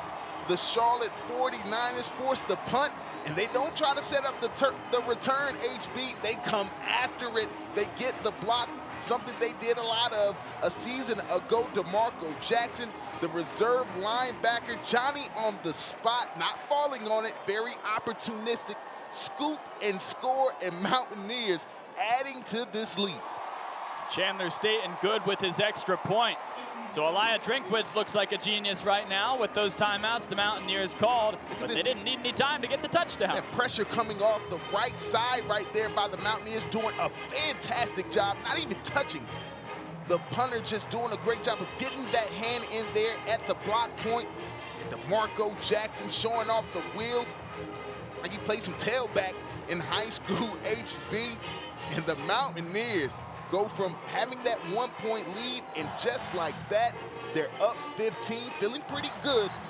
About 39 seconds here in the second quarter. Well, this is a series of unfortunate events. If you're the Charlotte 49ers, you thought you were going to go into halftime either with the lead or only trailing by 1. But Eli Drinkwitz and the Appalachian State Mountaineers said not so fast as they take the 28-13 lead with 39 seconds left here in the first half. And this is why this Appalachian State team is thought so highly of, a group that was receiving votes in the USA Today Top 25 poll coming into this game, a group that was top 25 a year ago and returned a lot of that roster. This is a team that's supposed to do special things this year, and in just a few moments, they've shown everybody a glimpse of why. A squib kick here as it's going to be caught and run with. And that is Finger that's rushing ahead, but Mountaineers stop him, and there is once again a flag on the field. You touched on it, HB. This Mountaineer team, a special one. Some teams good on offense. Some teams have a stout defense. This Mountaineer team, great in all 3 phases of the game.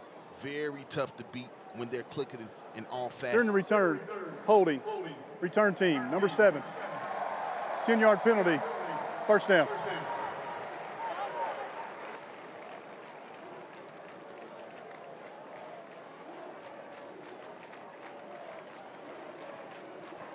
Well, no timeouts here with 34 seconds left for Charlotte.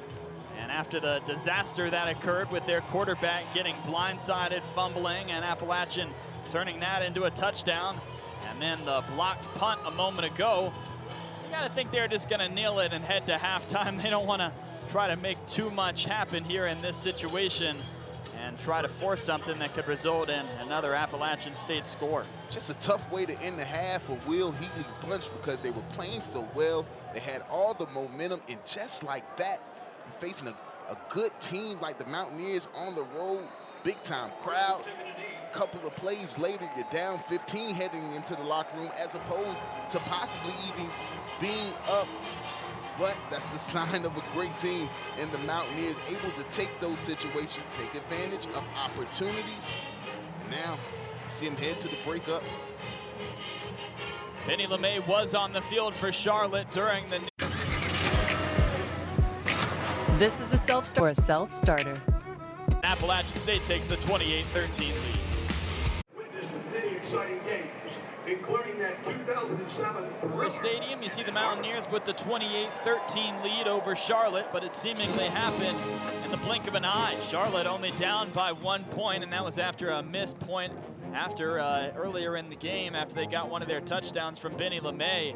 But then all of a sudden, Appalachian State with some explosive plays flipped this game upside down. Been a game of big plays for the Mountaineers. HB, first play from scrimmage. Darrington Evans showing you the wheels. 87 yards later, he's in the black, but not finished. Are the 49ers. Chris Reynolds getting himself into the games. Nice passing down the field, nice running. And Mr. Charlotte himself, Benny LeMay, getting in the end zone for the 49ers. The Mountaineers, again, explosive plays. You see, not contacted until well down the field. And Zach Thomas has been great in this one, finding open receivers, making the correct reads, but it's been a back and forth battle. Mr. Charlotte again, Benny LeMay, big run himself. He's kept the 49ers in this, single-handedly scored both touchdowns for the 49ers, but then the great play right there by Demetrius Taylor to set up the next play. Jalen Virgil, back of the end zone, showing off the muscles and the wheels, but they aren't done yet. Sean Jolly comes off the left side for the block. Marco Jackson into the end zone, and in the blink of an eye, the Mountaineers up 15 at the break. The crowd at the Rock happy thus far in this one. We'll be back with you in a moment.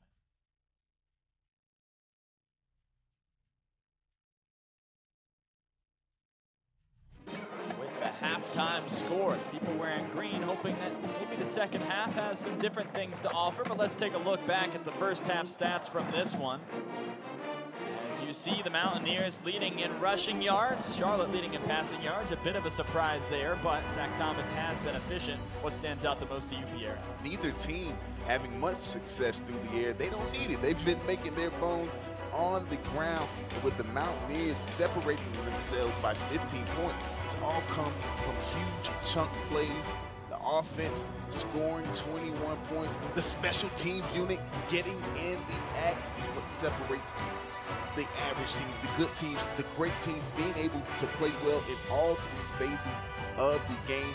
But look at near the bottom of your screen, the third down conversions. Both defenses showing up and showing out. Just 2 for 7 for Charlotte, 1 for 7 for the Mountaineers. It's the turnovers that's making the big difference, and chunk plays for the Mountaineers. We'll see if those stats change when we come back for the second half, but you're going to want to stick around for this next segment, as a former Mountaineer linebacker might have something to do with it. You see the Mountaineers with the 28-13 lead over Charlotte. Let's go ahead and take a look at the future schedules for each of these teams. We'll begin first with the Charlotte 49ers. This is the group that wasn't picked to do a lot in the Conference USA this year, but they have their eyes on some big upsets this season and becoming bowl eligible. You can already see the steps and the strides they've taken under first-year head coach Will Heatley. But the schedule doesn't get any easier from here. You try to catch your breath next week at Jerry Richards Stadium as you welcome in UMass. But then all you have is a trip to the top-ranked team in the country and the Clemson Tigers. Then you get into the championship portion of the season. They're in Conference USA. Tough road to climb, and hill to climb, rather, for the Mountaineers, or for the 49ers.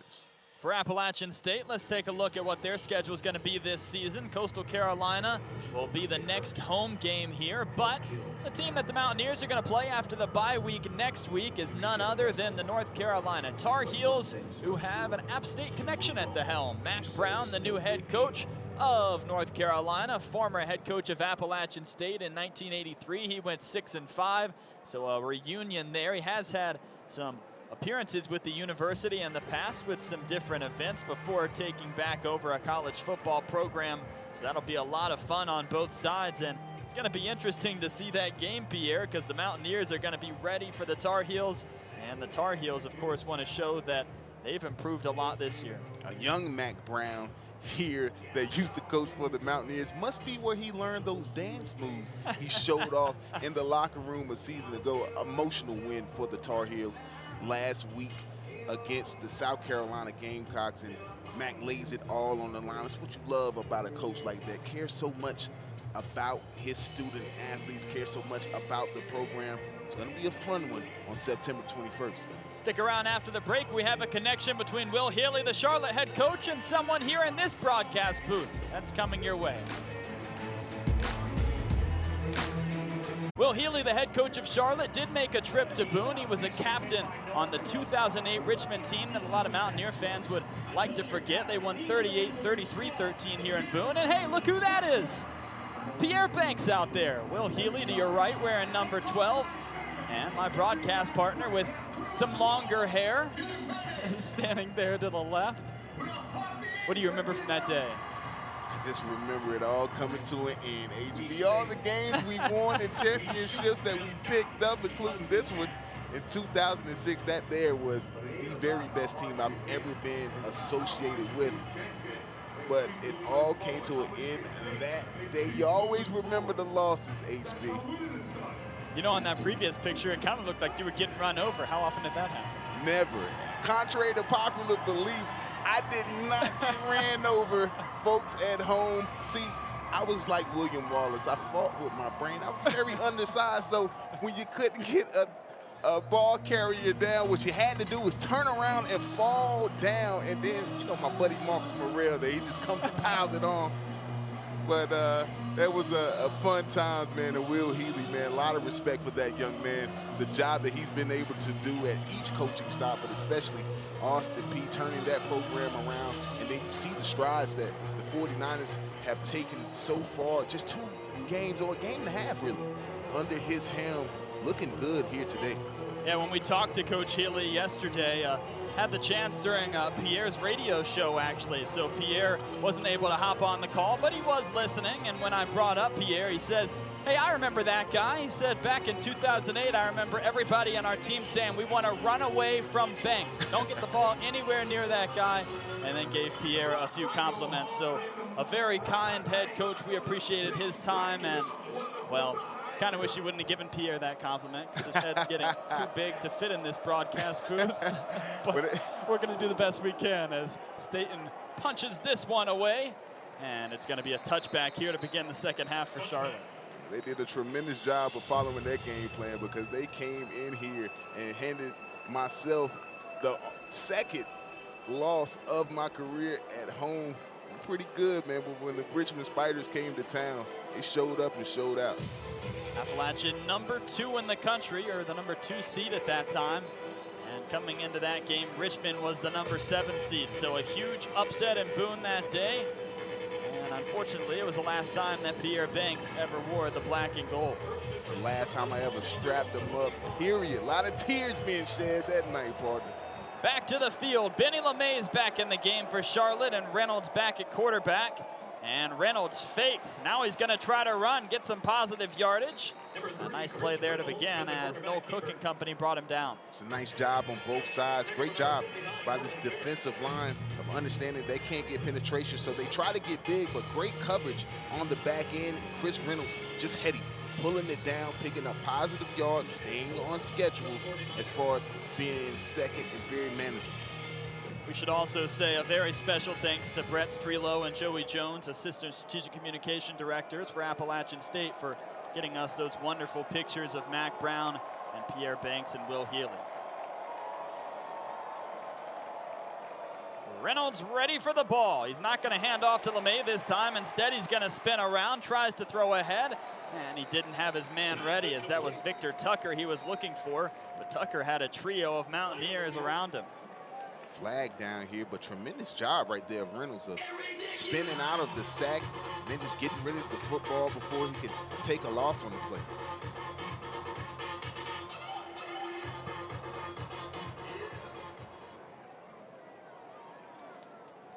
Ineligible receiver field. Number 77 and number 71. That penalty is declined. Third down.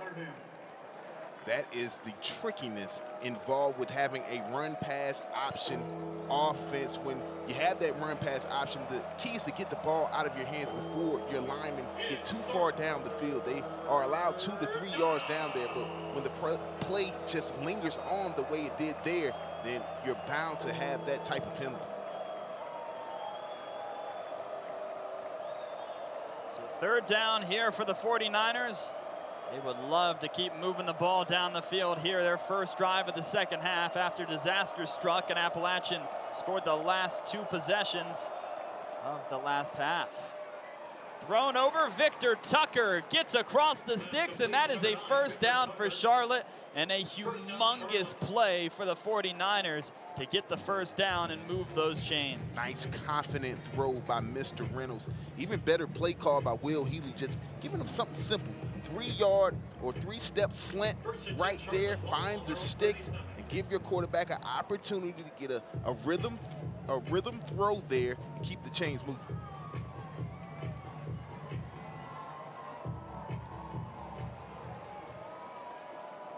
LeMay still in the game, looking for his first touch of this second half. Tucker comes in motion, the fake to LeMay. He's going to set up as a blocker, and now Reynolds is looking for space, and he has it. Reynolds is across the 50. He's across the 40, holds on to the ball, and is pulled down at the 25-yard line. And there was an explosion out of absolutely nowhere from the 49ers quarterback. What else can you say about Chris Reynolds? Does a great job of going through the progression. Then that internal clock goes off and does a tremendous job of finding green grass, picking up a huge gain. Now it will be Benny LeMay that gets the football and some yards after contact, as he was hit at the line of scrimmage. And this is the 49er offense that we saw during the first half that was moving along Pierre. It looks very strong right now, as LeMay is going to head out of the game, and Ishod Finger will come back in. But you know the 49ers are looking for a strong response here to show the Mountaineers that they're not going anywhere. It's the drive that you have to have if you're the 49ers. You're coming out of the locker room break, all the momentum sucked from you at the end of the first half. You're down 15. Can ill afford to go 3 and out and give this offense for the App State Mountaineers another opportunity to add to their lead. They're doing a tremendous job of responding right here. How do you respond to adversity? That's what you look from your team early in the season. Reynolds fakes the handoff. He's going to throw. He has his man, and dragging himself all the way into the end zone is Cameron Dollar, the 6'1", 189-pound redshirt sophomore from Denver, North Carolina. That's that run-pass option. We saw it hurt the 49ers earlier in the drive with the penalty, but this time you get success on the ground that makes the Mountaineer linebackers hug up to the line of scrimmage. You get that run fake. They come to the line of scrimmage, which leaves the vacancy right behind them. Great route by Dollar, even better throw by Reynolds. And the Charlotte 49ers with a big-time response out of the gates here. The extra point is good off the leg of Jonathan Cruz, and we have a one-possession game once again. Charlotte has weathered the storm, at least momentarily. See those linebackers hug to the line of scrimmage there and just leaves that vacancy for Mr. Dollar there, who runs a great route. And then the strength to get into the end zone, dragging the safety with him. Big time response here out of the locker room. That's what you had to have if you're the 49ers. Now they've got a little momentum. Look for Will Healy. Knows he has nothing to lose here for another opportunity to get this ball back in his offense's hands. They've got A lot of confidence right now. Look for anything here for the Mountaineers. Are you hinting at an onside kick? I know the Mountaineers are ready for it. They knew that Charlotte was going to empty the playbook here in this game. And I don't know, maybe too predictable at this point in the contest, but would not be surprised whatsoever to see that situation occur. Just never know, HB. A team like this coming in, nothing to lose. This could be a signature win for their program. Got to be ready for anything.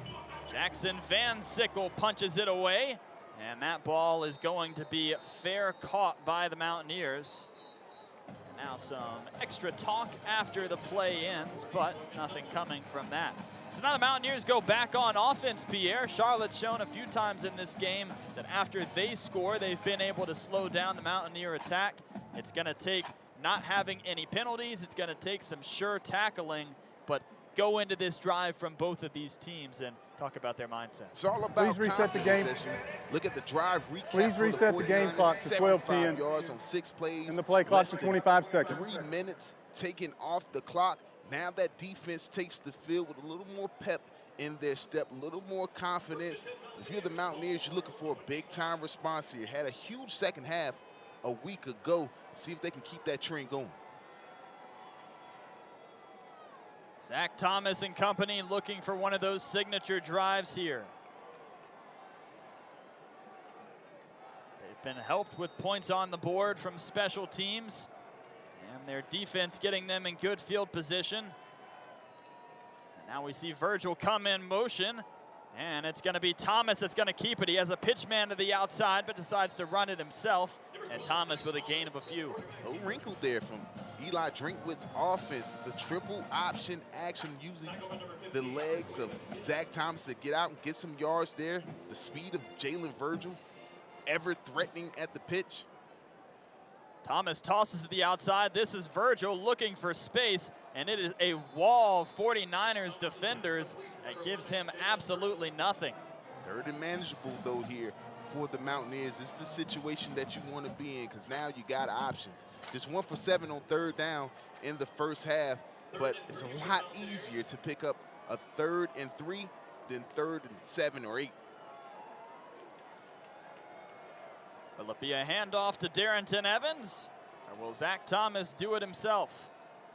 Thomas drops back, believes he has a man open. It's Malik Williams, and that's a first down for Appalachian State. Nice play call right there by Eli Drinkwitz. Get the bunch set, which confuses the 49ers right off the bat.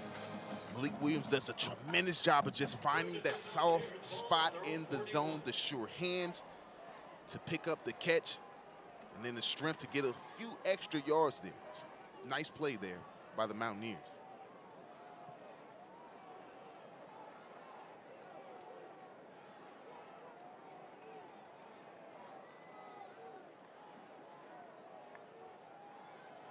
Zach Thomas has some pressure from his blind side. He doesn't get there in time. And a great play from the secondary of the Charlotte 49ers, a player that we heard about a lot coming into this game, and Nafis Lyon and Marquell Osborne have done a great job in the secondary, especially on those deep shots that the Mountaineers have tried to take. Mountaineers had what they wanted, double post route, but then the pressure right here from the 49ers just makes it a little uncomfortable for Zach Thomas. He air mails it just a bit over the head of his receiver. Had what they wanted, though, that inside leverage on the double post. Could have been a big-time play. Give the credit to the front 7 of the 49ers. A lot of finger pointing going on right now, like you're in a kindergarten classroom. Mountaineers are saying it's on the 49ers. 49ers saying it's Offside. on Appalachian State. Defense, number 40. Made number 73 react. It's a 5-yard penalty. Replay the down. So the Mountaineer offense will be able to move some yards forward. 2nd and 5. Marquise Watts there, a little early out of the gun off that left side of the Mountaineer offense. Heady play by the offensive line to induce that penalty. Darrington Evans with the handoff, and Evans' offensive line gives him some space, but Charlotte shuts it down before a big gain is had. And if you're the Mountaineers, this is what you're looking for. Just grind it out. Here in the second half, your first offensive possession. Just gave up 7. What you want to do is take time off this clock, add to your lead, get in that painted area. Be a demoralizing drive right now for this 49er defense. Zach Thomas with some room, throws to the outside, and the catch is made by Malik Williams, and that'll be a first down. Williams, after having that drop a little bit earlier in this ball game, has had some nice catches since. You see Zach Thomas here with the rollout, getting him some space. There's been some pressure on him here in this second half. Eli Drinkwitz does a great job of getting him out in the pocket, getting him a clean look and an easy throw. Keyshawn Watson with the catch there as he gets his first one of the day. The 5'11", 185-pound grad transfer from Western Michigan. They feel like he is going to be an impact player for this Mountaineer offense. And now Thomas with the handoff to Darrington Evans, bounces away from the defenders, spins around, and Evans is across the 30-yard line, creeping the Mountaineers closer and closer to the red zone. You see the balance from the Mountaineers, success through the air, and then here on the ground, Darrington Evans, as quick as a cat, just sticks that foot in the ground, makes you miss. Very tough to do when you're going as fast as he is, to just stop on a dime like that. That's Barry Sanders type of football. Watson comes in motion. Thomas fakes the handoff. And now Zach's going to look to see if he can do it with his legs. A headsy play there as he gets the first down before being pushed out of bounds. It's good football on both sides. First of all, by the 49ers, understanding what the Mountaineers are trying to do there. Staying at home on that look-back pass to the tight end. Safety not fooled. He sticks with them, but Zach Thomas understanding that they're in man coverage. Nobody in the flats, and he just takes off. You see the numbers, they're very efficient through the air and getting it done on the ground as well. Colin Reed in the game, he's the up back. The handoff goes to Evans, and Darrington Evans gets past the first line, and he's across the 5-yard line as the Mountaineers just continue to slowly trot up the field. How about the patience of Darrington Evans in the hole to let the play develop, let the hole develop, and then you see the strength at the end to finish the play. A little extra there by the transfer from Tennessee for the 49ers, Marquell Osborne. Timeout, nice little shove. Charlotte. Darrington Evans, though, having himself a nice half as the Mountaineers here, up 8 and knocking on the door, trying to add to this lead here in the third quarter. You gonna make me? There's always the play and then the play after the play. Take a look here, a lot of physicality here on both ends. You see the transfer from Tennessee there, Marquell Osborne for the 49ers. Little extra shove on Darrington Evans, letting him know we are not intimidated. We are here to play. The Mountaineers now in business, knocking on that goal line door. You see Darrington Evans' numbers today, impressive thus far as he gets the ball here. And the line just pushes forward, and that's an Appalachian State touchdown. Nice physical run by Darrington Evans, grown man status. You always hear about his speed, but you don't realize how big this young man is until you get right up on him there. Just goes into the heart of the defense, keeps those legs churning until he finds pay dirt. Darrington Evans doing the job for the Mountaineers today. Buck 42, 2 touchdowns. Now the Mountaineers looking to go up 15. A really, really nice drive there from Appalachian State. Eli Drinkwitz with some phenomenal calls throughout the course of it. And now they'll try to get the point after here from Chandler State. And as you see Darrington Evans getting high fives from all of his teammates walking along the sideline. He's got to be a little bit tired. He's had to run a lot in this game, but you know he has a big smile on his face with the numbers that he's put up thus far, and more importantly to him, the fact that Appalachian State now leads by 2 scores. Staten's extra point is good, and it's a 35-20 lead for the Mountaineers as we take a look back at the play. Evans and the touchdown for the Mountaineers in the end zone.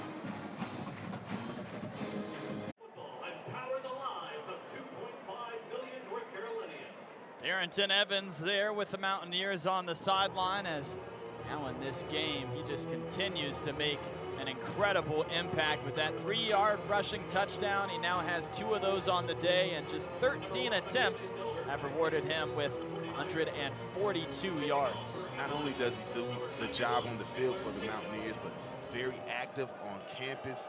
Part of his fraternity, gets into the community, lots of community service hours there. Just a guy that's looked up to on this team as a leader for not only what he does on the field, but doing the right things away from football. This is going to be brought out here as it's Michaelius Elder, and he's going to be brought down just across the 20-yard line. If you're the 49ers, you're looking for another response. You came out with a lot of confidence out of the halftime break, went right down the field, 2 minutes, 50 seconds for the score. Can you respond, though? Can you get back up the deck, keep trading punches with this Mountaineer team? But eventually, you got to get a stop defensively. Charlotte offense comes back out on the field, and it's Reynolds that's going to head back out there again. Benny LeMay with 92 yards in this game and 2 scores in his own right. Remember, he did miss a lot of that second quarter after he was banged up. Reynolds is going to throw here. It's Elder. He shakes away, and now Elder showing the moves as he's across midfield, twirls around, and gets to the 40-yard line. And they love what they are seeing from their freshman wideout in this game. Not very big, just knee-high to a duck at 5'9", but has wheels. And once he gets the ball in open space, very tough to bring down. That's the exact play that you need on the first play of the drive. Get yourself across the 50. Show this Mountaineer team you are not going to go away.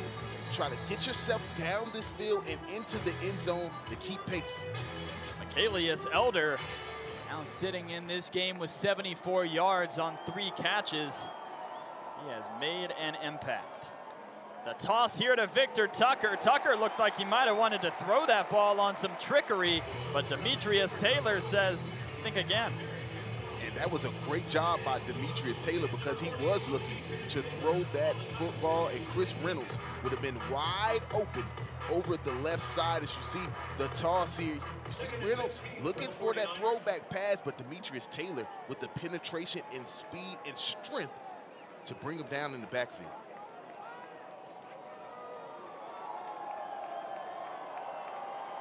So now 2nd and 15 for the 49ers as Appalachian has them behind the sticks. LeMay comes to the left, and it's going to be Reynolds that'll toss ahead, but the play cannot be made by Cameron Dollar. As if he would have caught that, had some space ahead of him, but instead it's going to be 3rd and long for Charlotte. And you talk about the Mountaineers giving up kind of a bend but don't break play here in this drive if they can get a stop here. The long ball a moment ago, but then all of a sudden here, after having that tackle from Taylor and then the drop pass right there, Appalachian can allow Charlotte to get across the 50-yard line, but maybe not get any points out of it. And you may not have to get all these yards on 3rd down if you're the 49ers. It may be 4 down territory. Flag on the field. Let's hear what our referee, Jeremy Parker, has to say. Snap infraction. Offense, number 68. 5-yard penalty. 2nd down.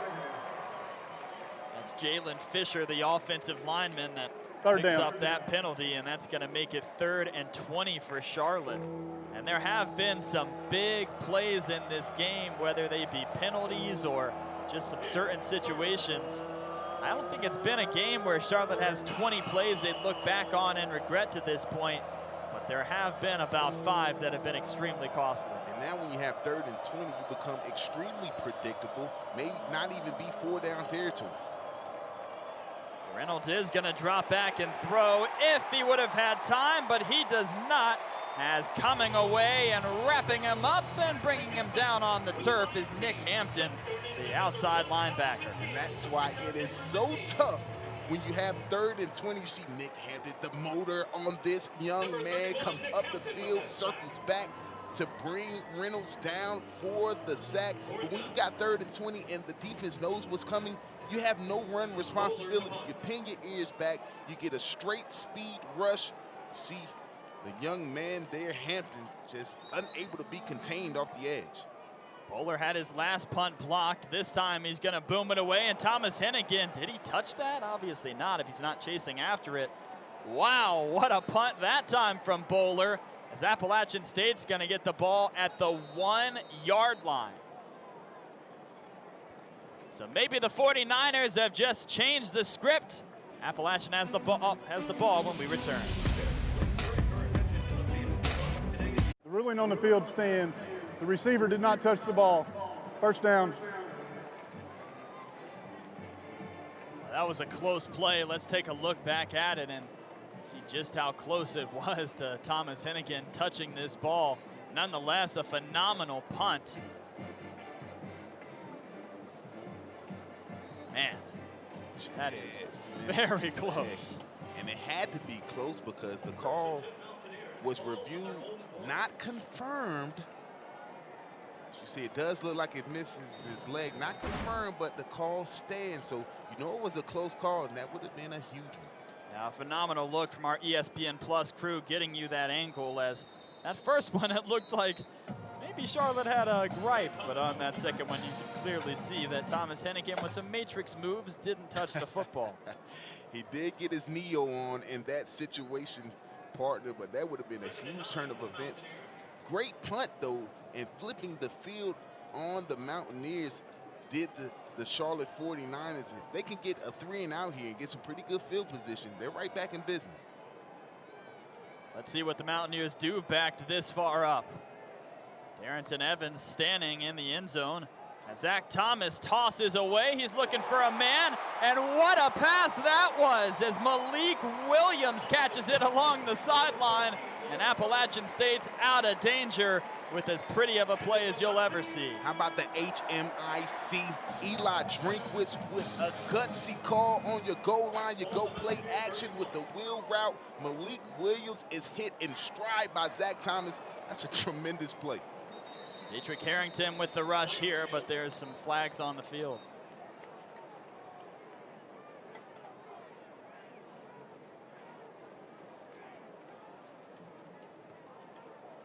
Possibly offsetting here as all the officials get together. It seems like this game slowed down a little bit, Pierre. We had some fast-paced action going on, but now we've crawled. Well, with all the energy in the stadium to begin this game, and these two teams not being that far apart, you saw the energy on both sides and at a fever pitch, and now they're getting to the flow of the game. There are 2 fouls on offense. We have a hold, number 70, offense. Penalties decline. We also have a chop block on offense. It will be a 15-yard penalty. Replay, first down. Can't go high and low on a defender there. Mountaineers call for that one. Big time 15-yard penalty here. They'll try to pick up this first down here in chunks with the Mountaineers, but coming out of the gates, the energy by both teams at a frantic pace to start, and now getting into the flow of the game, calming down. You see both rushing attacks trying to take over, but it looks for the 49ers as if they're using Benny LeMay as more of a decoy. May still be hobbled, but it's still affecting this Mountaineer defense. Zach Thomas with the handoff here. That's Marcus Williams Jr. that rushes ahead for a few. And Appalachian State's going to have 2nd and 22. So you look back at that penalty after the big play from the Mountaineers, and it's a momentum killer.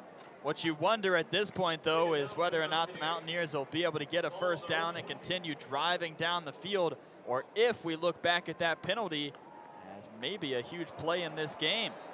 Those 5-yard offsides there, but they're going to go ahead and blow the play dead before Zach Thomas can do the Aaron Rodgers and have a free play. Yeah, those 5-yard penalties are tough enough, but when you get a 15, it is even worse. Another headsy Offside, play by this O-line. defense, number 5.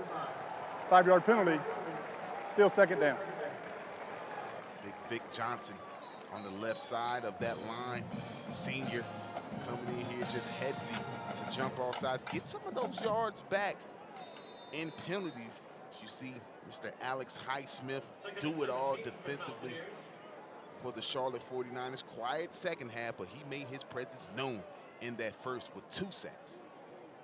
And he'd like to do so again as Zach Thomas gets the ball here. The handoff goes to Williams Jr., and he's wrapped up on the play as the first one to him was Solomon Rogers, the defensive back. Going back to Alex Highsmith, he was a part of a huge swing of events in this game. Had an opportunity and an interception with no one in front of him there in the first half. Ended up dropping it. Mountaineers got a 15-yard penalty. Couple plays later, able to get into the end zone, and then from there, blocking the punt, getting into the end zone, pushing this lead to 15 where it stands now. But Highsmith having a big-time game in that first half. Needs to get it going here in the second. So Thomas with all day to throw until the last second, and now he has his man. Jalen Virgil caught in stride. You're not going to catch him. Thomas took a huge hit, but still delivers a dime, and it's another Mountaineer touchdown. Fantastic play there by the Mountaineers, and so many facets of the game. The offensive line gives Zach Thomas just enough time, and then he shows his toughness to stand and deliver after going through his progression, letting the play develop. And Jalen Virgil just shows his wheels to get that inside position in the man-to-man coverage on the deep post. Money ball with pressure in his face, taking a hit. Zach Thomas with a tremendous play, and the Mountaineers starting to separate themselves. How does a 73-yard touchdown sound to you, Mountaineer fans? Chandler Staten with the extra point, and now it is a 42-20 lead for Appalachian State. And it seems to have happened in a hurry. 49ers bring pressure. That means you got man on the back end, man free, but your safety just misjudges the football and leaves the lane wide open for Jalen Virgil to get his second touchdown catch of the season, third overall. And the speed is just the difference in that one. Great route running, terrific hands. Mountaineers here looking impressive offensively. Last season, it was Corey Sutton that was the difference maker for the Mountaineers from the wide receiver position, over 150 yards for him. But he has missed the first two games for the Mountaineers this season. And the Mountaineers are stepping up with the rest of the wide receiver unit. Malik Williams with 58 yards in the game. Jalen Virgil with 86. Thomas Hennigan with some big plays to move the sticks, has 17 yards and a touchdown. So one guy's not out there with you. The rest of the unit picks up exactly where they left off last season and shows what difference makers they can be. When you bring pressure, partner, you leave yourself susceptible to the big play. They had the man-free coverage in, but again, the free safety just judging the ball poorly. Gets over his head. As a safety, the #1 rule, never let anyone get behind you. Broke the Cardinal rule there, and they paid 7 for it. Touchback there off the leg of Chandler Staten. And now the Mountaineers look like they're finding their comfort zone. We still have 3 minutes left in the third quarter and a whole fourth quarter to go. So Charlotte believes that they can come back in this one from their current 22-point deficit. It's going to start with the offense right now, and you got to think this is a huge drive for offensive coordinator Alex Atkins for Charlotte, and for Mountaineer defensive coordinator Ted Roof. And before that last drive for the Mountaineers, not a lot going on through the air. They finally got over the century mark in that area, and in a major way, 2 big pass plays to get into the end zone. Benny LeMay with the handoff this time, but a few Mountaineers are there to grab him. LeMay trying to get space, but it just wasn't open. You can tell he is slowed from that near hurdle attempt earlier in the game, just not able to get that burst of speed as he trots off the sideline. You hope he's okay. That's his first time carrying the ball since that time he left the field, and just doesn't look right. I shot Finger back in the game as he's going to line up to the right of Reynolds. We thought it was going to be Reynolds and Keene coming into this one, but with the way that Reynolds has played, it's been his game the entire time, and now Finger's loose. Where were the Mountaineers at the line? Fingers along the sideline, has one man to beat, and he's not going to beat him. But I shot Finger with a huge gain to get Charlotte inside the 10-yard line. Nice job by the left side of that offensive line for the Charlotte 49ers. Untouched is Finger down the field, exactly what you needed if you're the Charlotte 49ers to try to get back in this football game. Now you're inside the 10, 3 downs until the goal line. Got to put the ball in the end zone here if you're the 49ers to try to get back at this one. But Mr. Finger doing the job for the Niners. Yeah, that was Shamar Jean-Charles that came from behind and got Finger to make sure he didn't get in the end zone. And then Desmond Franklin that was injured on the play, but Desmond's able to walk off the field under his own power. So now after a humongous gain, Charlotte stands in the red zone. Again, there is plenty of time left in this football game, especially if they're going to continue with explosive plays like that. As you see the knee in the back of the head to Desmond Franklin, that didn't feel good. Reynolds with the handoff, and the Mountaineers with the stop on first down. That is a big-time hit right there by Ryan Huff, who comes off that right side in for Desmond Franklin, makes his presence known early as you see the hit stick there off the right side, sticking his face mask in there, coming up with a big-time stop there on first down. So 2nd and 5 here for the 49ers. Benny LeMay back in the game.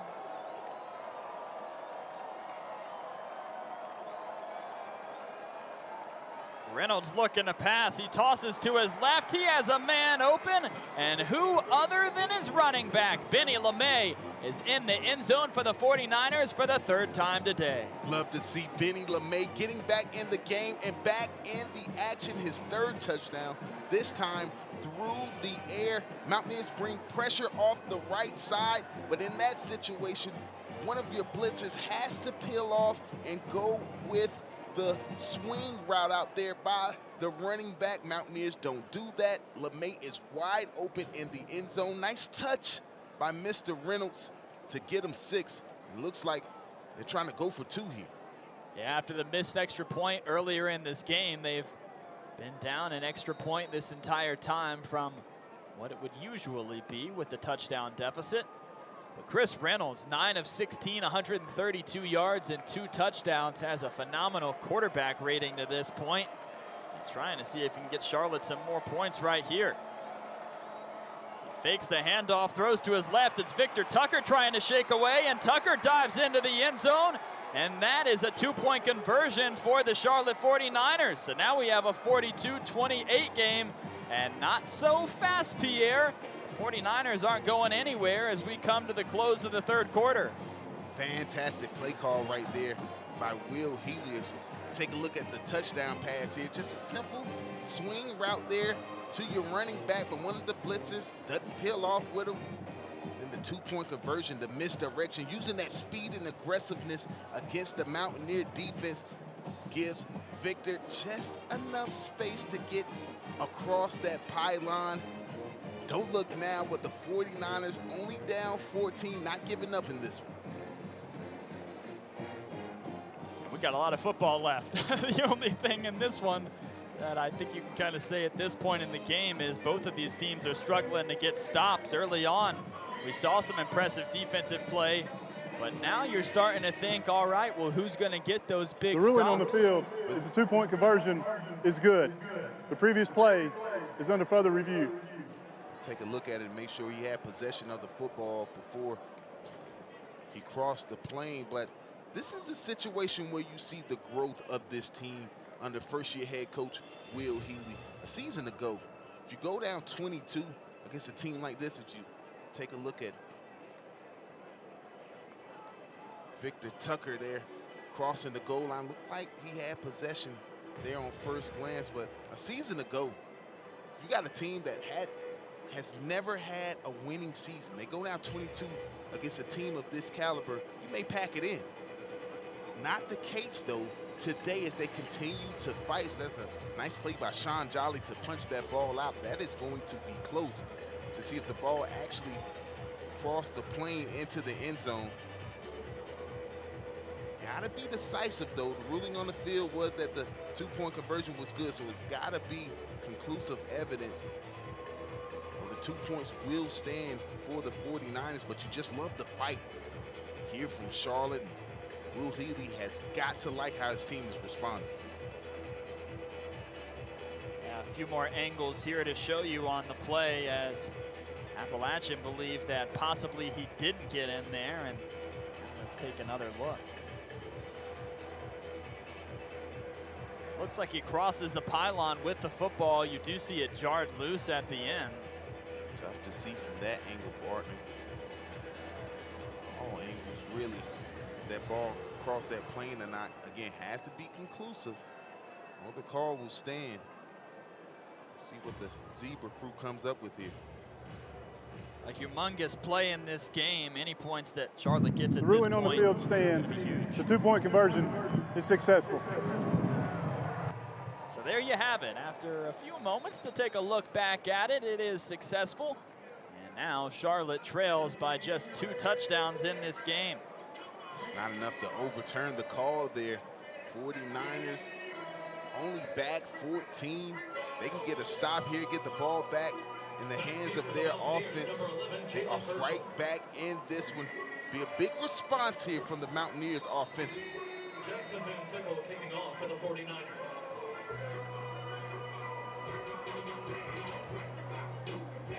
Well, is this the time that we see the onside kick? And Sickles instead gonna hit it as hard as he can, and that's over the head of Jalen Virgil. And one thing to note, Pierre, since early in this game where we saw Darrington Evans come up gingerly after he was back returning, we haven't seen him in the return game. He's had plenty of yards since that time from his normal running back position, but what do you think about the move of the Mountaineers to take him out of the return game and instead rely on another speedster that's had a great game and Jalen Virgil as their primarily kick return? Gotta protect your investment, HB, when you got the reigning Sun Belt rushing champion in your backfield. You want him as fresh as possible on the offensive end. So can the Mountaineers continue to add on, or will Charlotte get a stop? To begin, it's Zach Thomas that fakes, takes it off the right side, and with some fancy footwork, he moves along before getting knocked out of bounds by Jalen Sharp. And he was already out of bounds, so this could be a big penalty. We may have a hold here on the Mountaineers and then a dead ball foul on Charlotte. Be interesting to see how this one shakes out. Referees getting together, understanding this is a critical point in the game. Got to get this call right. Holding, offense, number 5. That 10 yards will be assessed after the play. Personal foul, defense, number 22. 15 yards will be added from that spot. First down, Appalachian State. So you hear the boo from the crowd here at Kidd Brewer Stadium, and the cheers afterwards. They got something they didn't like, and then a little cupcake on the end of it. You see the hole right here by Thomas Hennigan, taking the DB to the ground, then just a little too much right there defensively for the 49ers. You see Jalen Sharp just come in and nail Zach Thomas out of bounds. Big time penalty. You could have backed the Mountaineers up 10 yards, but instead you give them positive yardage, a fresh set of sticks. Mountaineers now continuing that march, trying to respond here from a huge drive from the 49ers. Clock ticks here towards the end of the third quarter. 44 seconds and ticking as Darrington Evans gets the ball, rushes ahead, and he's wrapped up just across the 40-yard line. It's a big drive for both teams, HB. 49ers, again, understanding they have to stop the bleeding, already giving up 42 points at this juncture of the game. They have got to get a stop if they want any chance to try to come back and win this football game. Offense is putting in the work. They've got 28 at this point. They're doing it on the ground. They're doing it through the air, but you have to have a stop. There's no better time than the present. It looks like the Mountaineers are going to let the clock tick until we have the end of the third quarter. And that is indeed the mindset of Elia Drinkwitz and crew. So at the end of 3, Appalachian State up 42-28, but this could still be anyone's game. We'll return in a moment.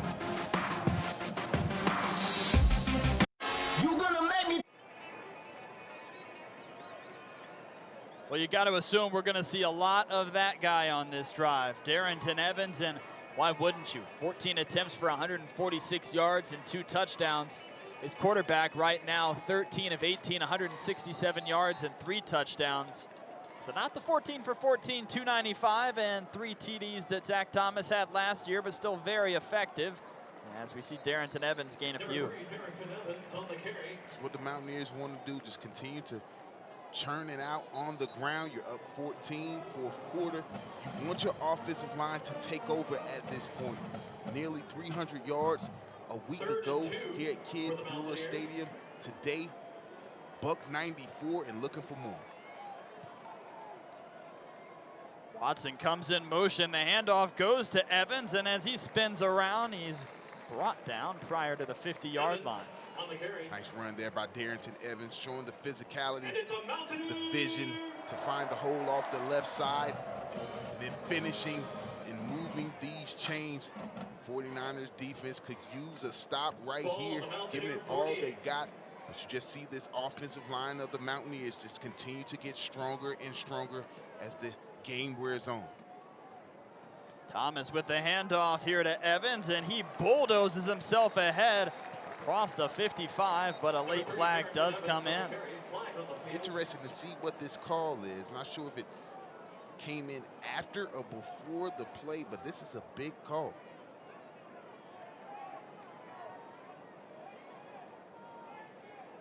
The 49ers, you're hoping it goes against the Mountaineers. So 2nd and 8. Continue to run the football well. You could use all the advantage you can get to get a stop here.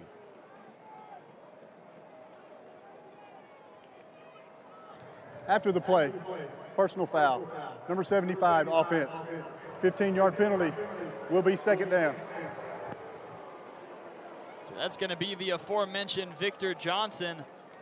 You don't expect a senior to have a tough penalty like that. Just trying to play hard, finish the play.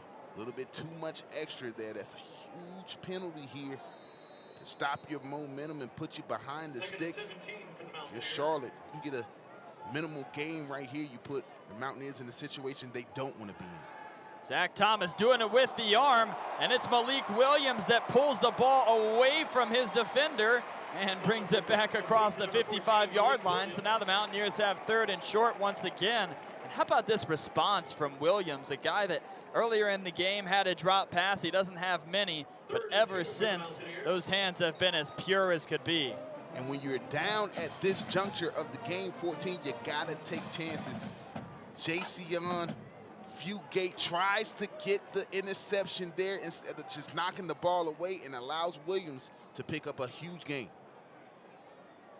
Thomas has a man right there, and that's swatted away. As getting the palms up was Marquavius Gibbs rushing the passer.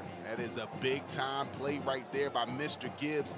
Stopping that 3rd time attempt. You can't get to the quarterback. What do? You get big, knock the pass away.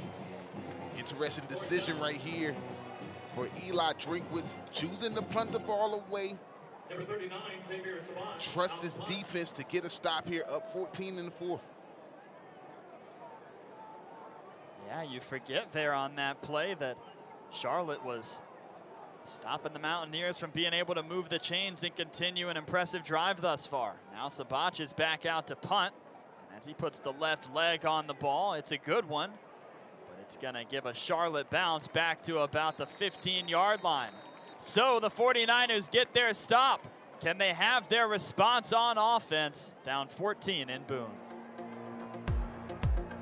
All right, fans, please welcome to the field your public power provider. Well, Charlotte with one of those drives right here that could really change the way that people think about this team. If they can get back in this game and make it one possession with Appalachian State, with still plenty of time left in the 4th quarter, Conference USA might start to worry about the 49ers this year. With the performance they've had thus far, I think they've definitely caught some people's attention. It's Reynolds that's going to take it off the right side. He's trying to find some open room, but the Mountaineers shut that down before any yards can be gained. But the good news for the 49ers is that you're only down 14, so you don't have to deviate from your offensive scheme. It's a team that loves to keep it on the ground, set everything up from there. If you're down 21-28, you may be looking at a completely different ball game. So you keep things on the ground here and get into the regular flow of your offense. Benny LeMay lined up right behind the 49ers quarterback. You would assume that he's going to get a touch or two this drive.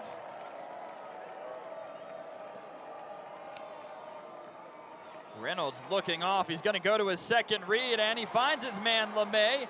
And Benny LeMay just throwing away Mountaineer tacklers as he continues churning those legs upfield. And we were told coming into this game about the prowess that LeMay had as a pass catcher, but he wasn't utilized as much as maybe you'd expect last season for the 49ers.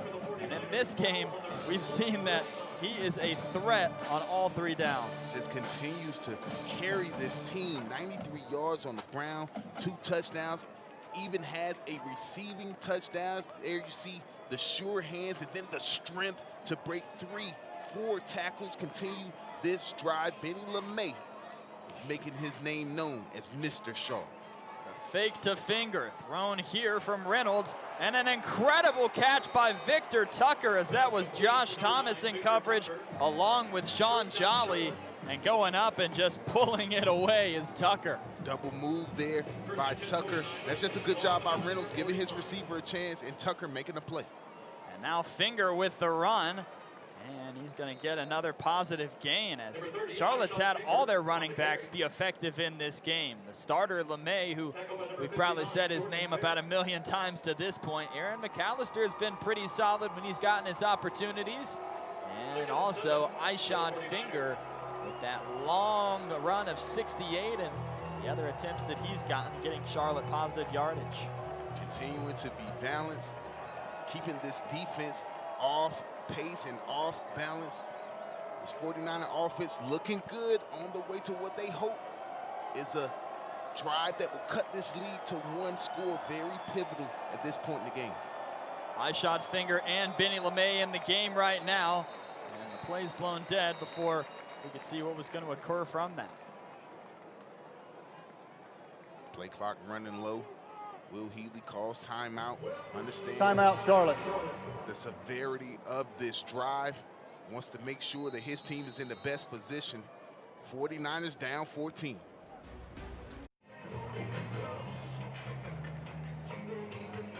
Well, when opponents come to Boone, normally they stay at the Best Western in Banner Elk, one of the closest full-service hotels. But Will Healy told us yesterday that he has too many bad memories there. He didn't want to go back and stay in those rooms again, so they decided to stay in Hickory before driving up for the game today. And there might be some other teams, Pierre, that decide that they're going to do that as well if Charlotte continues playing like they are right now, as it's been pretty successful for them, whatever they've done coming in.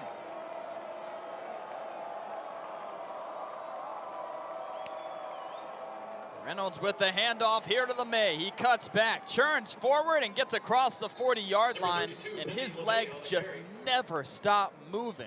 The sign of a great running back, just continues to churn them. He's got that lower body strength, upper body strength too, to throw off tacklers here and there. Benny LeMay, huge reason why Charlotte in striking distance, looking to close the gap even further. You got to think this is 4-down territory right here. Absolutely. With 9:54 left on the clock, you're down 14. Third, very manageable. Don't have to pick it all up here. LeMay's going to go out to the right. Reynolds has some pressure coming. He throws to the outside. It's Michaelius Elder. He shakes away, and Elder moves forward. Elder with the tremendous move after the catch. Catches the 5-yard out. Makes the safety Desmond Franklin miss, and then turns on the wheels on the way inside of the red zone. This freshman has been impressive. It's the second time we've seen him take a short route, a mighty long way. Welcome sign for the 49ers. sorry, partner, trying to choke here on air. But a great job there by Elder as he's shown his head or shown his body in a few huge plays in this game. Reynolds fakes, now he's trying to run forward, but Appalachian State's front seven stops that before anything can get going. That time Ted Ruth saying not letting you sit back in the pocket if you're gonna throw the ball, but it turns into a run blitz. You see the stunt there as the ends come inside, tackles go outside, and then the outside linebacker, Akeem Davis Gaither and Noel Cook finishing the play. That's a complete performance defensively by the Mountaineers. Demetrius Taylor down on that play, but he's going to jog off the field under his own power. Earlier that sack was by number 20. Had himself a big game, able to come up with a huge strip sack there in the first half to set up a score on the next play for the Mountaineers when they were just up 1. He's been in the offensive backfield all day long. Demetrius Taylor having himself a whale of a ball game. For the 49ers. So what do Will Hilly and Alex Atkins have in store right here? It's going to be an empty set for Reynolds as LeMay's off to his left, standing in that slot position. Reynolds looking to his right. He's trying to fade into the end zone, and he has Victor Tucker, the leading receiver from a year ago. He held on, and that's a touchdown that with a successful extra point will make this a 7-point game. Boy, what a play by Mr. Reynolds right there, feeling no pressure, stepping back, cool, calm, collective, sees his receiver even with the cornerback. And you know what they say, partner, if you're even, you're leaving, throws it up, gives Victor Tucker a chance to run underneath the football and make a play. Now, big time response right there from the Charlotte 49ers, looking to go for 2 in this situation to maybe even make this a one-score ball game where they can take the lead with an extra point. Gotta say, I'm surprised by this. He did have a missed extra point earlier, but they do have an all-world kicker.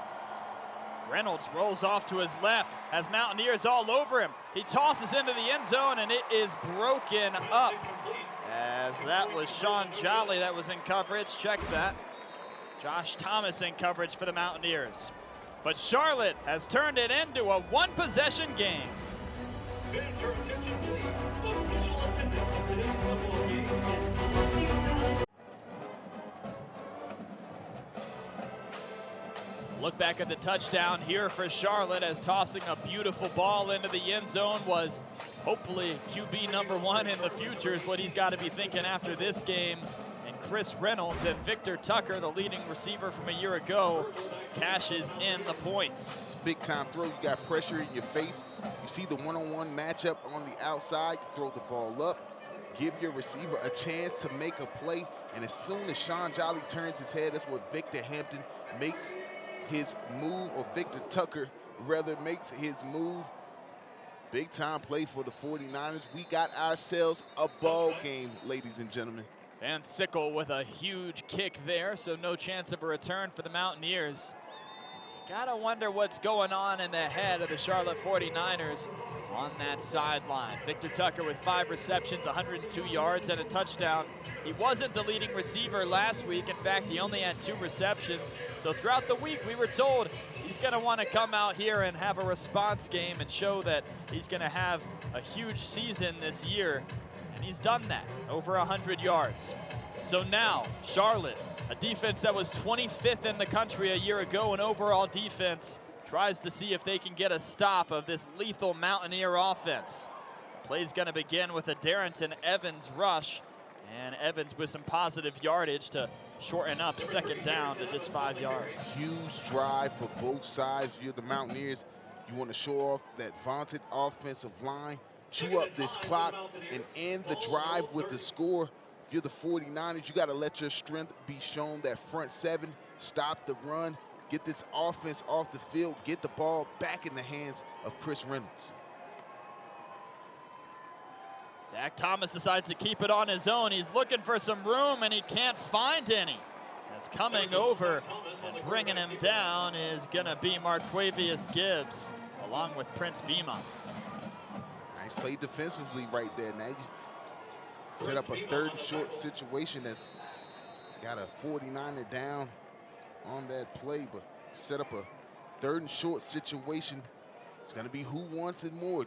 Can you keep the drive going if you're the Mountaineers, and if you're the 49ers, can someone step up and make a play? Now the question in this situation is, if Charlotte doesn't get it here on 3rd down, do you go for 4th and 3 still with 7 minutes and 30 seconds left in this game? You've shown the ability to move the football, but do you want to give the ball back? Or, sorry, Appalachian State, are the Mountaineers, if they don't get this 3rd down, going to punt the ball away and give Charlotte the opportunity? Or are we going to see them go for it again and the Mountaineers try to continue this drive? So deep in your own territory, though. Tough to try to go for it on 4th down in that situation. He's got a cramp. He's trying to come out of the game. He gets a little help there from one of his teammates, and Marquavius Gibbs said, "Go down, buddy. You'll only hurt us by trying to stay on the field in this situation." As he play.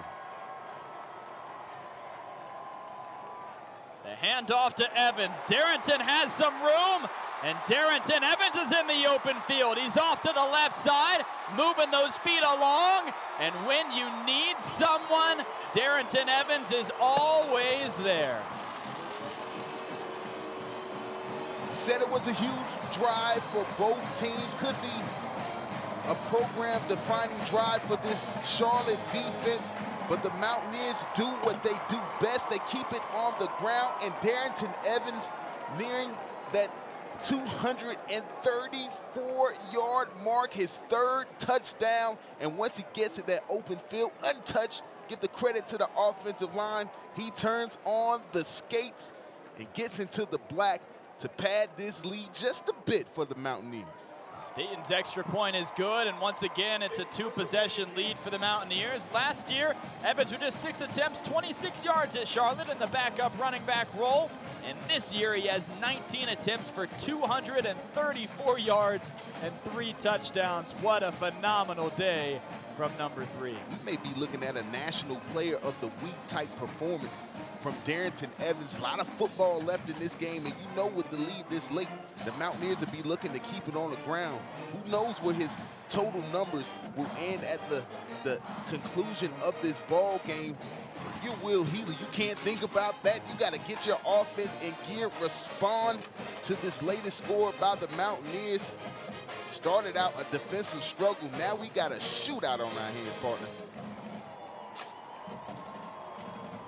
Well, can Appalachian State get a stop here? 7 minutes and 14 seconds left in this one. The past few times that Charlotte's gotten the football, they've moved it. So a big drive for defensive coordinator Ted Roof and his defense.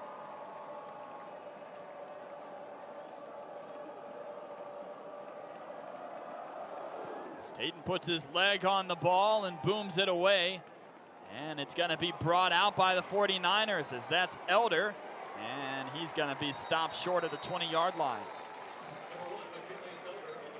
Got to have a response here. If you're the Charlotte 49ers, got all kinds of confidence on the offensive end, though.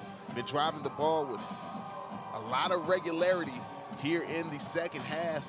Take a look at Darrington Evans staying warm on that bike. It's working. You got to. 19 carries, 234 yards, 3 touchdowns, just an outstanding day. We knew coming in that the running back battle was going to be the stat line to watch. When you take a look at these two backs, Benny LeMay, 96 yards, 2 touches. Darrington Evans having him a career type of day. It's going to be the last one with the ball in this one, partner. Reynolds backing up. Now he's going to move forward, and he slides short. Smart there, because Noel Cook was probably going to put a pretty large hit on him. Nice job by Reynolds. Recognize it, nobody open.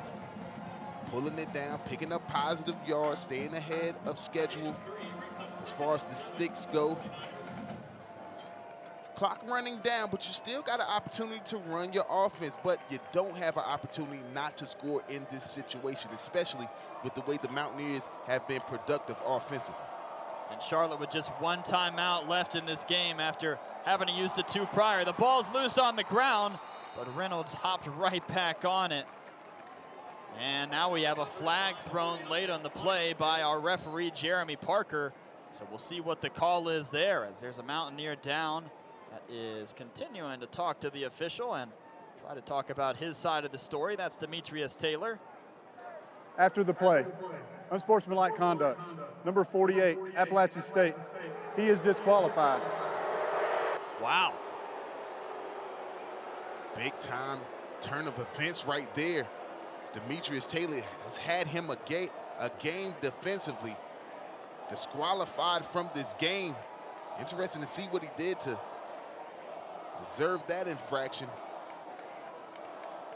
But if you're the 49ers, you're welcome to 15 yards. Keep this drive going. Yeah, you got to assume that it's something that he said and not something that we could catch on camera. So the day's done for Demetrius Taylor. That's a huge loss for the Mountaineers. Player that's had a phenomenal game for the black and gold. And now Charlotte has a 1st and 10. LeMay is going to go to the left of Reynolds as he calls for the ball. Now it's sent his way. Tosses out along the side, and they're going to call pass interference, possibly, maybe holding as well, as there are 2 flags on the field.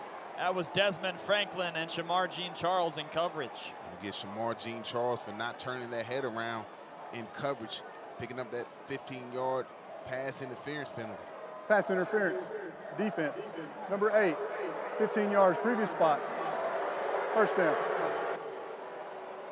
Well, Charlotte's not moving the ball with what they're doing, but they are moving the ball with Appalachian State mistakes, which nonetheless moves the ball. Absolutely, and it stops the clock, so it doesn't continue to run on you, and you can conserve it as much as possible. If you're Shamar Jean-Charles, you're in great position there defensively. Just got to turn that head in order not to draw the flag. The 49ers not concerned about that. They are trying to get this ball in the end zone as quickly as possible.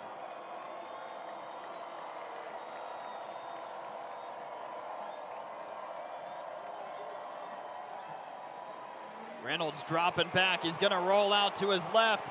And now Reynolds tosses ahead. And he was trying to find Cameron Dollar, but wasn't able to do so.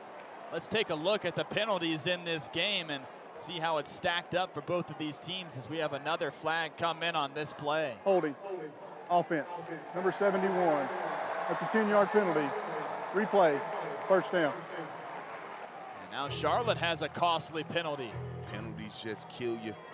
9 for 75 yards for the Charlotte 49ers, 10 for a buck-o-3 for the App State Mountaineers. It's penalties that have killed drives. It's penalties that have allowed the other side to stay in the game. If you're both teams, got to eliminate those moving forward. You expect them early in the season, but as the season moves forward, you got to think both these head coaches looking to cut down on those penalty yards. So 1st and 20 here for Charlotte. His finger comes to the left of Chris Reynolds. Reynolds shakes away from a few Mountaineers as there's some missed tackles on that play. And now a late hit from Jordan Fair. And who are they going to call that targeting? Definitely going to get him for hitting the quarterback into the slide. Be interesting to see if it was forcible contact above the shoulders in the head and neck area. That would be a huge loss for the Mountaineers here. Already down a man with Demetrius Taylor. Can ill afford to lose their leader on defense. After the play, personal foul, number 59, Appalachian State, with targeting. The previous play is under further review. They're going to take a look back at this one. That is We're going to do so as well. Call. Huge call here in this one, as you see Jordan Fair coming in, leading with that shoulder and looking like he tried to maybe hold up even on the slide. Just all types of momentum getting to the football on the quarterback. Can't hold up, draws that 15-yard penalty. I don't get paid to be a referee, but I think they may reverse this call and take away that target. Those are always such humongous calls when they decide to make them, disqualifying the player Appalachian has already had one player disqualified in Demetrius Taylor. Jordan Fair is their Mr. Do Everything on defense, so they'd love to have him for the final 5 minutes and 47 seconds of this game. But that determination is going to come from Jeremy Parker and the rest of the officials' crew. After further review, there is a personal foul. However, there is no targeting. 15 yards into the run. All right, so Jordan Fair gets to stay in the game, and let's take one more look at this one. And Pierre, why is this not targeting? Well, he leads in with the shoulder. You see him turn that head to the side there, trying to avoid the contact with his helmet. Just goes in with that right shoulder, just not able to ease up on that momentum when you're running full speed towards the runner after he slides there. So he does pick up the 15-yard penalty, but not enough to get him for targeting. But that's three plays, three penalties for this Mountaineer defense. And as you said, they're just starting to pile up and move the 49ers closer and closer to the end zone.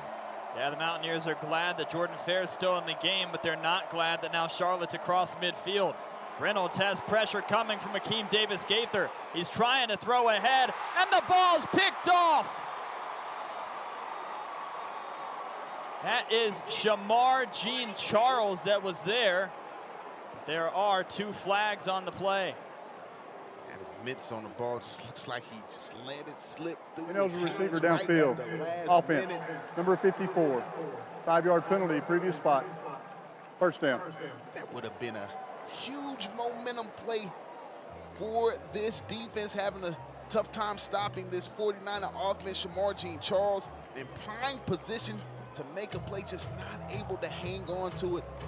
Penalty, though, for the 49ers does back them up and put it behind the sticks, as you see Shamar Jean-Charles just not in the vision of Chris Reynolds down the field. Almost comes up with a huge play at this juncture of the contest.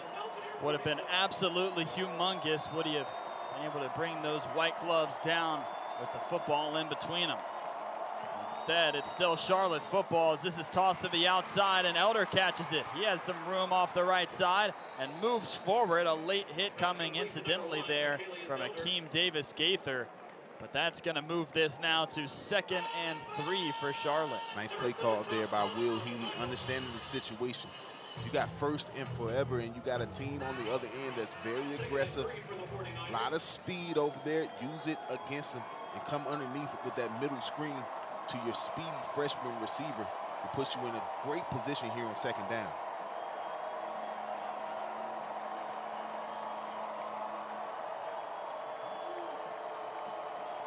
What do the 49ers have in store?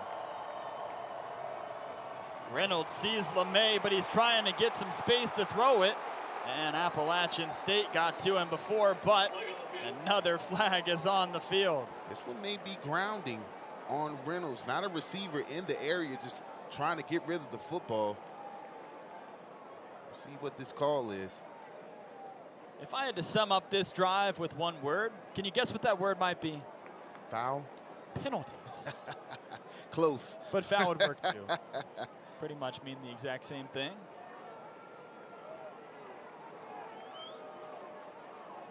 Big call here. The way they're moving that hanky on the field, looks like it's going to be grounding there. Loss of downs. It's a big-time play for this Mountaineer front 7 to get that pressure and bring down Reynolds in the backfield.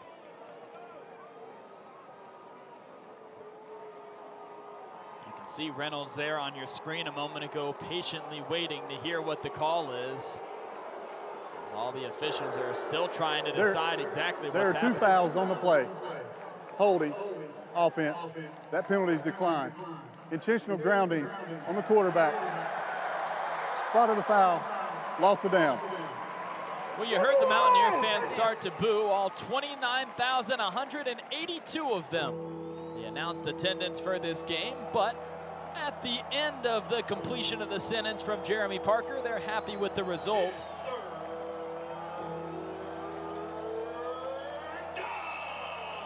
Wow, a fantastic stat coming from the truck, our producer Jerry Thomas. There have been 7 penalties this drive, and 6 of them have been accepted. Finger goes out, they're gonna throw it his way, but Elder grabs it before he can, and and Elder moves his body ahead. Number 1, Elder. Tackle by number 3, Sean Colley. Nice play right there by Sean Jolly coming up, making the play on Mr. Elder. You know it's 4-down territory for the 49ers, so just gonna go with something, try to pick up a chunk of yards to make it 4th and manageable. This right here could be the ball game, partner. 4 minutes, 4 seconds, and ticking here from the Rock. The crowd at Kidd Brewer Stadium tries to let Charlotte know they're here. Victor Tucker comes in motion. Reynolds throws ahead. He has Cameron Dollar, and they get the first down. Every single time that the 49ers backs have been against the wall, they've come up with a big play. Mountaineers bring pressure, play man across the board behind it, which leaves the inside open for the receivers. Mr. Dollar with a fantastic job of route running in straight mitts to bring in that ball and keep this drive going. Reynolds looking off the right side. He has Victor Tucker again. Did he complete the catch? Yes, he did. 2 flags are on the field. We assume that that's going to be on the defense, but possibly coming from Tucker. These will be a huge call here, as if he's in the end zone. Charlotte's once again gotten back number in 3. this thing. Penalties decline. Touchdown. Wow, what a drive from Charlotte, where the Mountaineers helped them significantly. And now we have 3 minutes and 17 seconds left. Charlotte's gonna have to go for 2 here first as they trail by 9.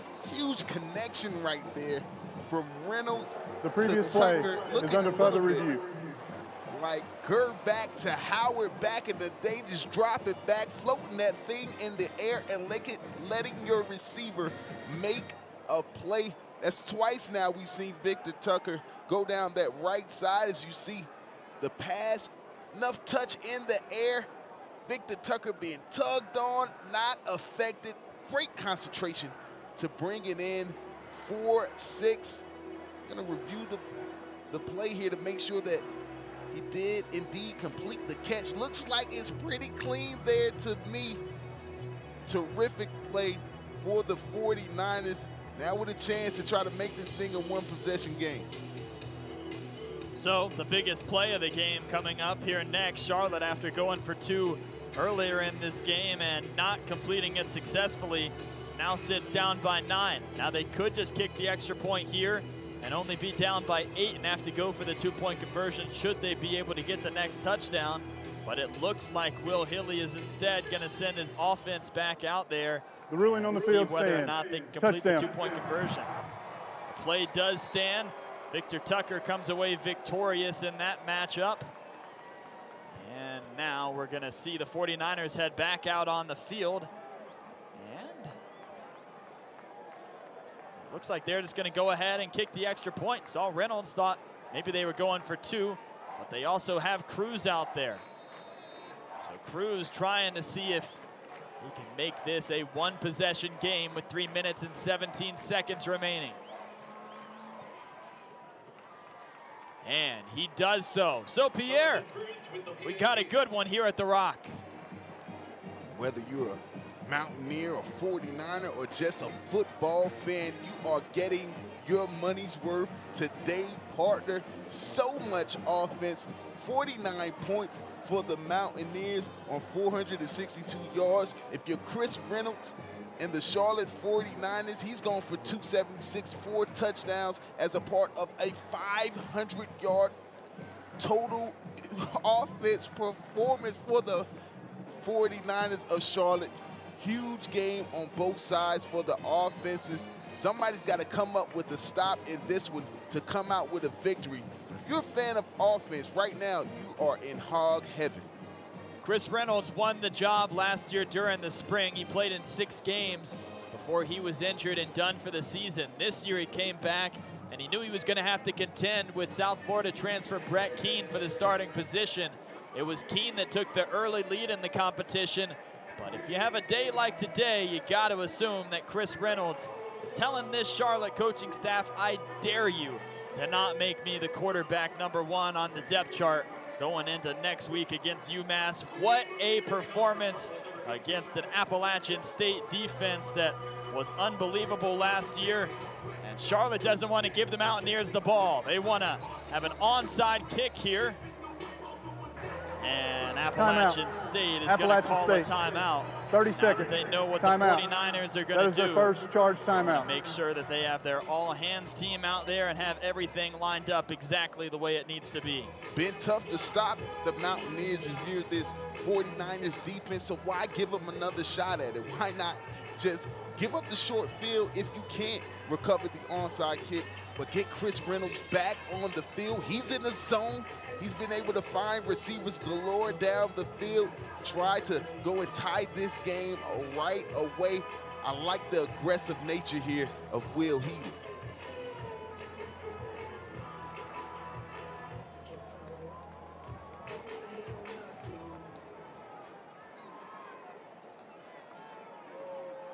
And we're not going to see Cruz out there. We're going to see Jackson Van Sickle out there.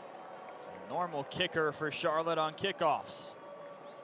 What can Van Sickle do here? He bounces it ahead, and the Mountaineers come away with it. Was that Darrington Evans that's rushing ahead into the end zone for the Mountaineers? It's #3, and once again for the black and gold, coming up unbelievably huge is running back #1, Darrington Evans. 234 yards, 3 touchdowns on the ground, and now a kickoff return for touchdowns. He does a great job of attacking the football. No one in front of him knows exactly what to do with it. He is out of there and on his way into the end zone. What hasn't Darrington Evans done for this team today? But if you will, Healy, at least you say, my offense can get back on the field. We're in the rhythm. We're in the groove. We can get a quick score and maybe try that onside thing again. We'll take another look at that after the extra point here from Chandler Staten. But my, oh my, Darrington Evans, have yourself a day. This is a guy the Mountaineer fans knew last year when Jalen Moore went down and he was going to take the position. He had been explosive. He had a few kick return touchdowns for the black and gold. They knew that he was fast. They knew that he was a player that would be able to make impact plays. What they didn't know is how tough he was, his ability to catch, and the fact that he can be a bell cow for this Appalachian State team. And Darrington Evans, every single time his number's been called since taking over as the first string running back, has been everything you could ever want if you're an Appalachian State fan. I don't know if they still do helmet stickers at the end of the night on ESPN, but I think my man has earned one tonight. They're taking a look at this one here. Looks pretty clear cut to see that Darrington Evans, great job of attacking the football. That's what a lot of people don't do on the hands team. They sit back, they wait, and they let the kickoff team allow themselves the chance and the positioning to recover the kick. Darrington Evans not doing it there. It was an illegal block by the kicking team. That foul is declined. Touchdown. Wow, well, the Mountaineers getting more than they expected coming into this one from Charlotte. And we do still have 3 minutes and 10 seconds remaining. But for the time being, they have retaken the lead by 14 points and are looking to make it 15. If Chandler Staten's able to punch this through the uprights. One of the most unique landscapes in college football this year with the north end zone construction going on, but that doesn't bother Staten. And Appalachian State adds on to their lead. Just the job of Darrington Evans to attack the football, high pointed, just like he's a DB, and then the focus and speed to get into the end zone. Fantastic performance today for the Mountaineers. Offensively, 2 scores on special teams. The difference right now in this one, and while they're up 15, if they can get a stop here, put this one to bed. Well, the 49ers are going to get the ball back. And they have been very impressive every time that they've had it here in the second half. The problem now is that the clock is not their friend. The deficit that they currently face and the the amount of time remaining in this game. We're gonna need a quick strike here, partner. That is for sure. But the way they've been able to generate big plays today, you gotta have some confidence as you take the field here offensively. Elder's gonna bring this out. He wants to see if maybe he can get a quick play with his legs, but that is shut down as Appalachian State special teams says you're not even gonna get close to the 20-yard line this time. Just continue to play well after some early penalties. They've really stepped it up and came up big for the Mountaineers. Field position in the punting game, field position in the kickoff unit. A couple of scores here, a block punt.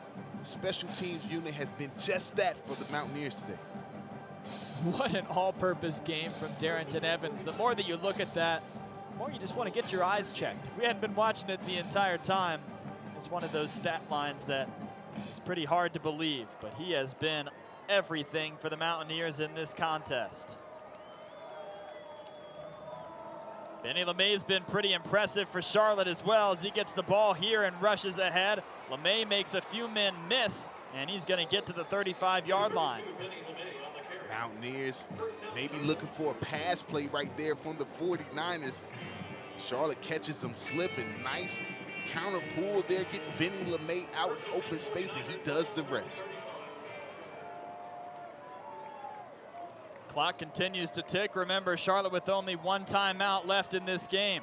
Thrown ahead here to Cameron Dollar. He slides across and is going to get to the 49-yard line. All kinds of time for Chris Reynolds in the pocket.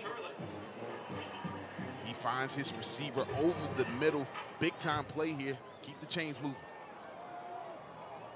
Reynolds trying to rush the offense as much as he can. He's going to throw to the outside, and his man wasn't in a position to catch the ball as he was looking for Victor Tucker. You know the pass is coming if you're the Mountaineers. You'd love to generate pressure here, make Reynolds uncomfortable, maybe get rid of the ball before he's ready and force a turnover and put this one away.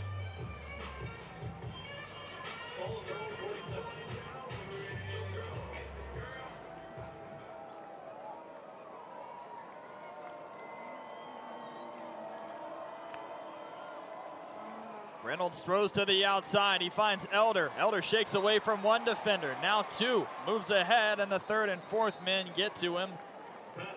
Charlotte continuing to move the ball very solidly on offense. And Pierre, I again go back in this game to just the huge situations from Charlotte. You look back at that blocked punt earlier in the game. You look back at the fumble recovery that the Mountaineers had. It's only been a few plays that have separated these two teams, which wasn't what many thought coming in, but what a performance from the 49ers as this is knocked away, and we're going to have a flag come in. The intended target was Victor Tucker. Looks like a late shot there on Chris Reynolds. Will give the 49ers 15 yards and a first down there. Saw Desmond Franklin coming in late from his safety position.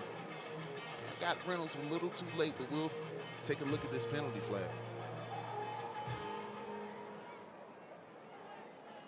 There are two fouls on the defense. Pass interference, defense.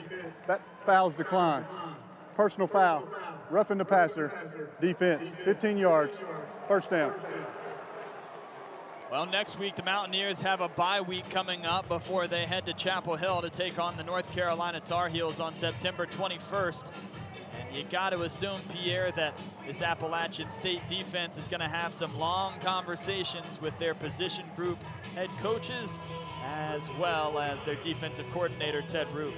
Yeah, but if you're this Mountaineer defensive unit, you'll cross that bridge when you get there. As of now, first order of business is getting a stop and getting out of here with a win because Chris Reynolds is on fire and driving, looking to make this one a one-possession game yet again. Reynolds awaiting the snap. He's looking to his right. Now he's going to run that way. And he throws ahead and has Cameron Dollar that catches it and will roll out of bounds. We talked earlier in this game, Will Healy has done the impossible before when he was at Austin Peay. And that was a season-long effort, but this is certainly a coach that doesn't look at the odds of something occurring and lets it worry him. Reynolds rolls away, throws to the outside. Did his man get back in? No, they wave it off. That's going to be an incompletion and move this to 3rd and 5. Fantastic effort on the part of Chris Reynolds and Victor Tucker. Reynolds gets out of the pressure, makes the most difficult throw on the field from one hash all the way to the other sideline, and Victor Tucker almost comes up with a big time catch. Just not able to bring that one in.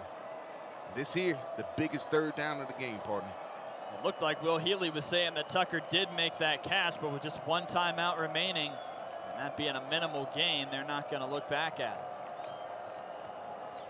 it. Reynolds drops back, has some pressure, throws along the side, and Desmond Franklin is right in front of Michaelius Elder to make sure that he can't get his hands on the football. Nice job by the safety, Desmond Franklin, not being fooled on the wheel route. Outside receiver goes in, inside receiver comes out, does a fantastic job of closing the distance and then getting his head around not to draw the pass interference penalty. Looks like Charlotte will take their final timeout here, as head coach Will Healy calls everybody over to have a quick discussion. Timeout, Charlotte. Mountaineer 3rd defense and final is going to timeout. do the exact same This thing. will be a 1-minute So to timeout. reset things for you, Appalachian State sitting here at this point in the game with a 2-possession lead. Charlotte did try the onside kick earlier, and it was not successful as Darrington Evans caught it and ran his way into the end zone. So if Charlotte were to score here, they would have another attempt at the onside kick. This is certainly a big, big hill to climb, and it has to start with getting a 1st down here on 4th and 5 or in the end zone, but they still have a chance. And they've been able to generate some big plays today. So 4th, very manageable. Of course, you want to get to the sticks, but a viable option is going down the field, trying to get in the end zone now. Just a minute, 6 seconds left on the clock. You've got nothing to lose. You're playing with house money. Nobody expected you to be in the game to this point except for people wearing green. Got a chance to take advantage of a huge opportunity here. Ishan Finger to the left of Chris Reynolds. Now he tells him to go off to his right.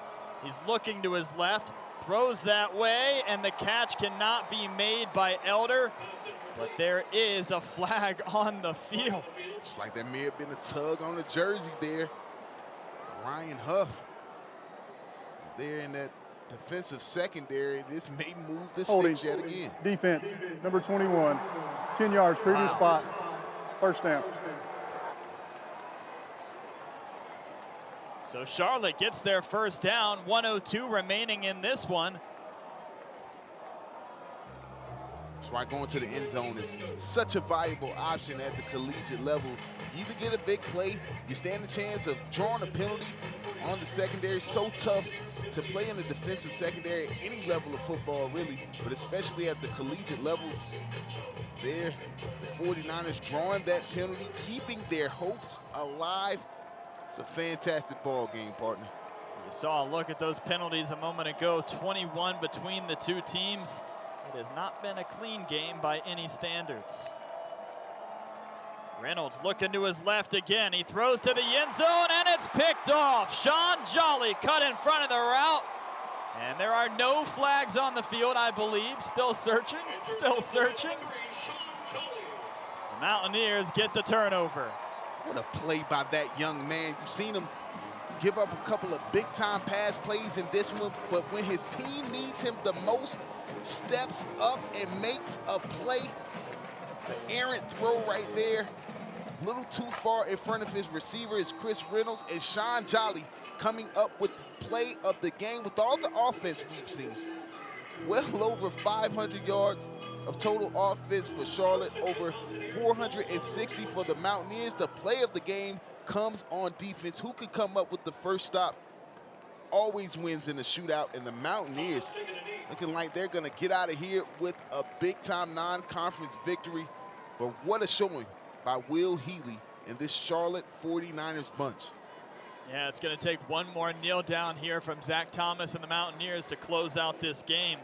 But what a game it was. A lot of folks coming in expected for the Mountaineers to have a similar game to the one that they had last year against the 49ers.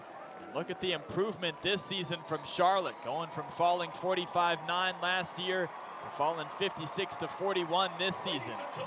A lot of questions for both of these teams coming in. Some of those were answered. Some will be answered in future weeks, as you see the handshake from Elijah Drinkwitz and Will Healy there at midfield. All the coaches going and having some conversations after this one. And a really fun ball game between these two teams.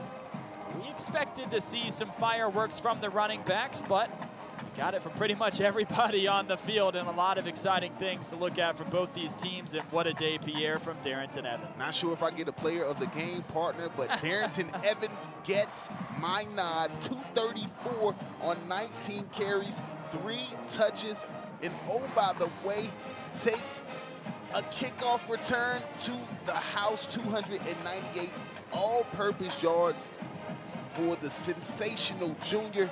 Led the conference, Sun Belt Conference that is, in rushing a season ago, having a breakout game here in week 2 of the season. Puts the Mountaineers on his back to victory. Appalachian State comes away victorious, 56-41 over the 49ers. To watch this entire game on replay, as well as other games on ESPN+, download the ESPN app. This has been a presentation of ESPN, the worldwide leader in sports. Alongside my partner, Pierre Banks, Jerry Thomas back in the truck, our wonderful producer, and our fantastic ESPN Plus crew. I'm Harrison Battle, signing off from Boone. Mountaineers on top to move to 2-0 on the season.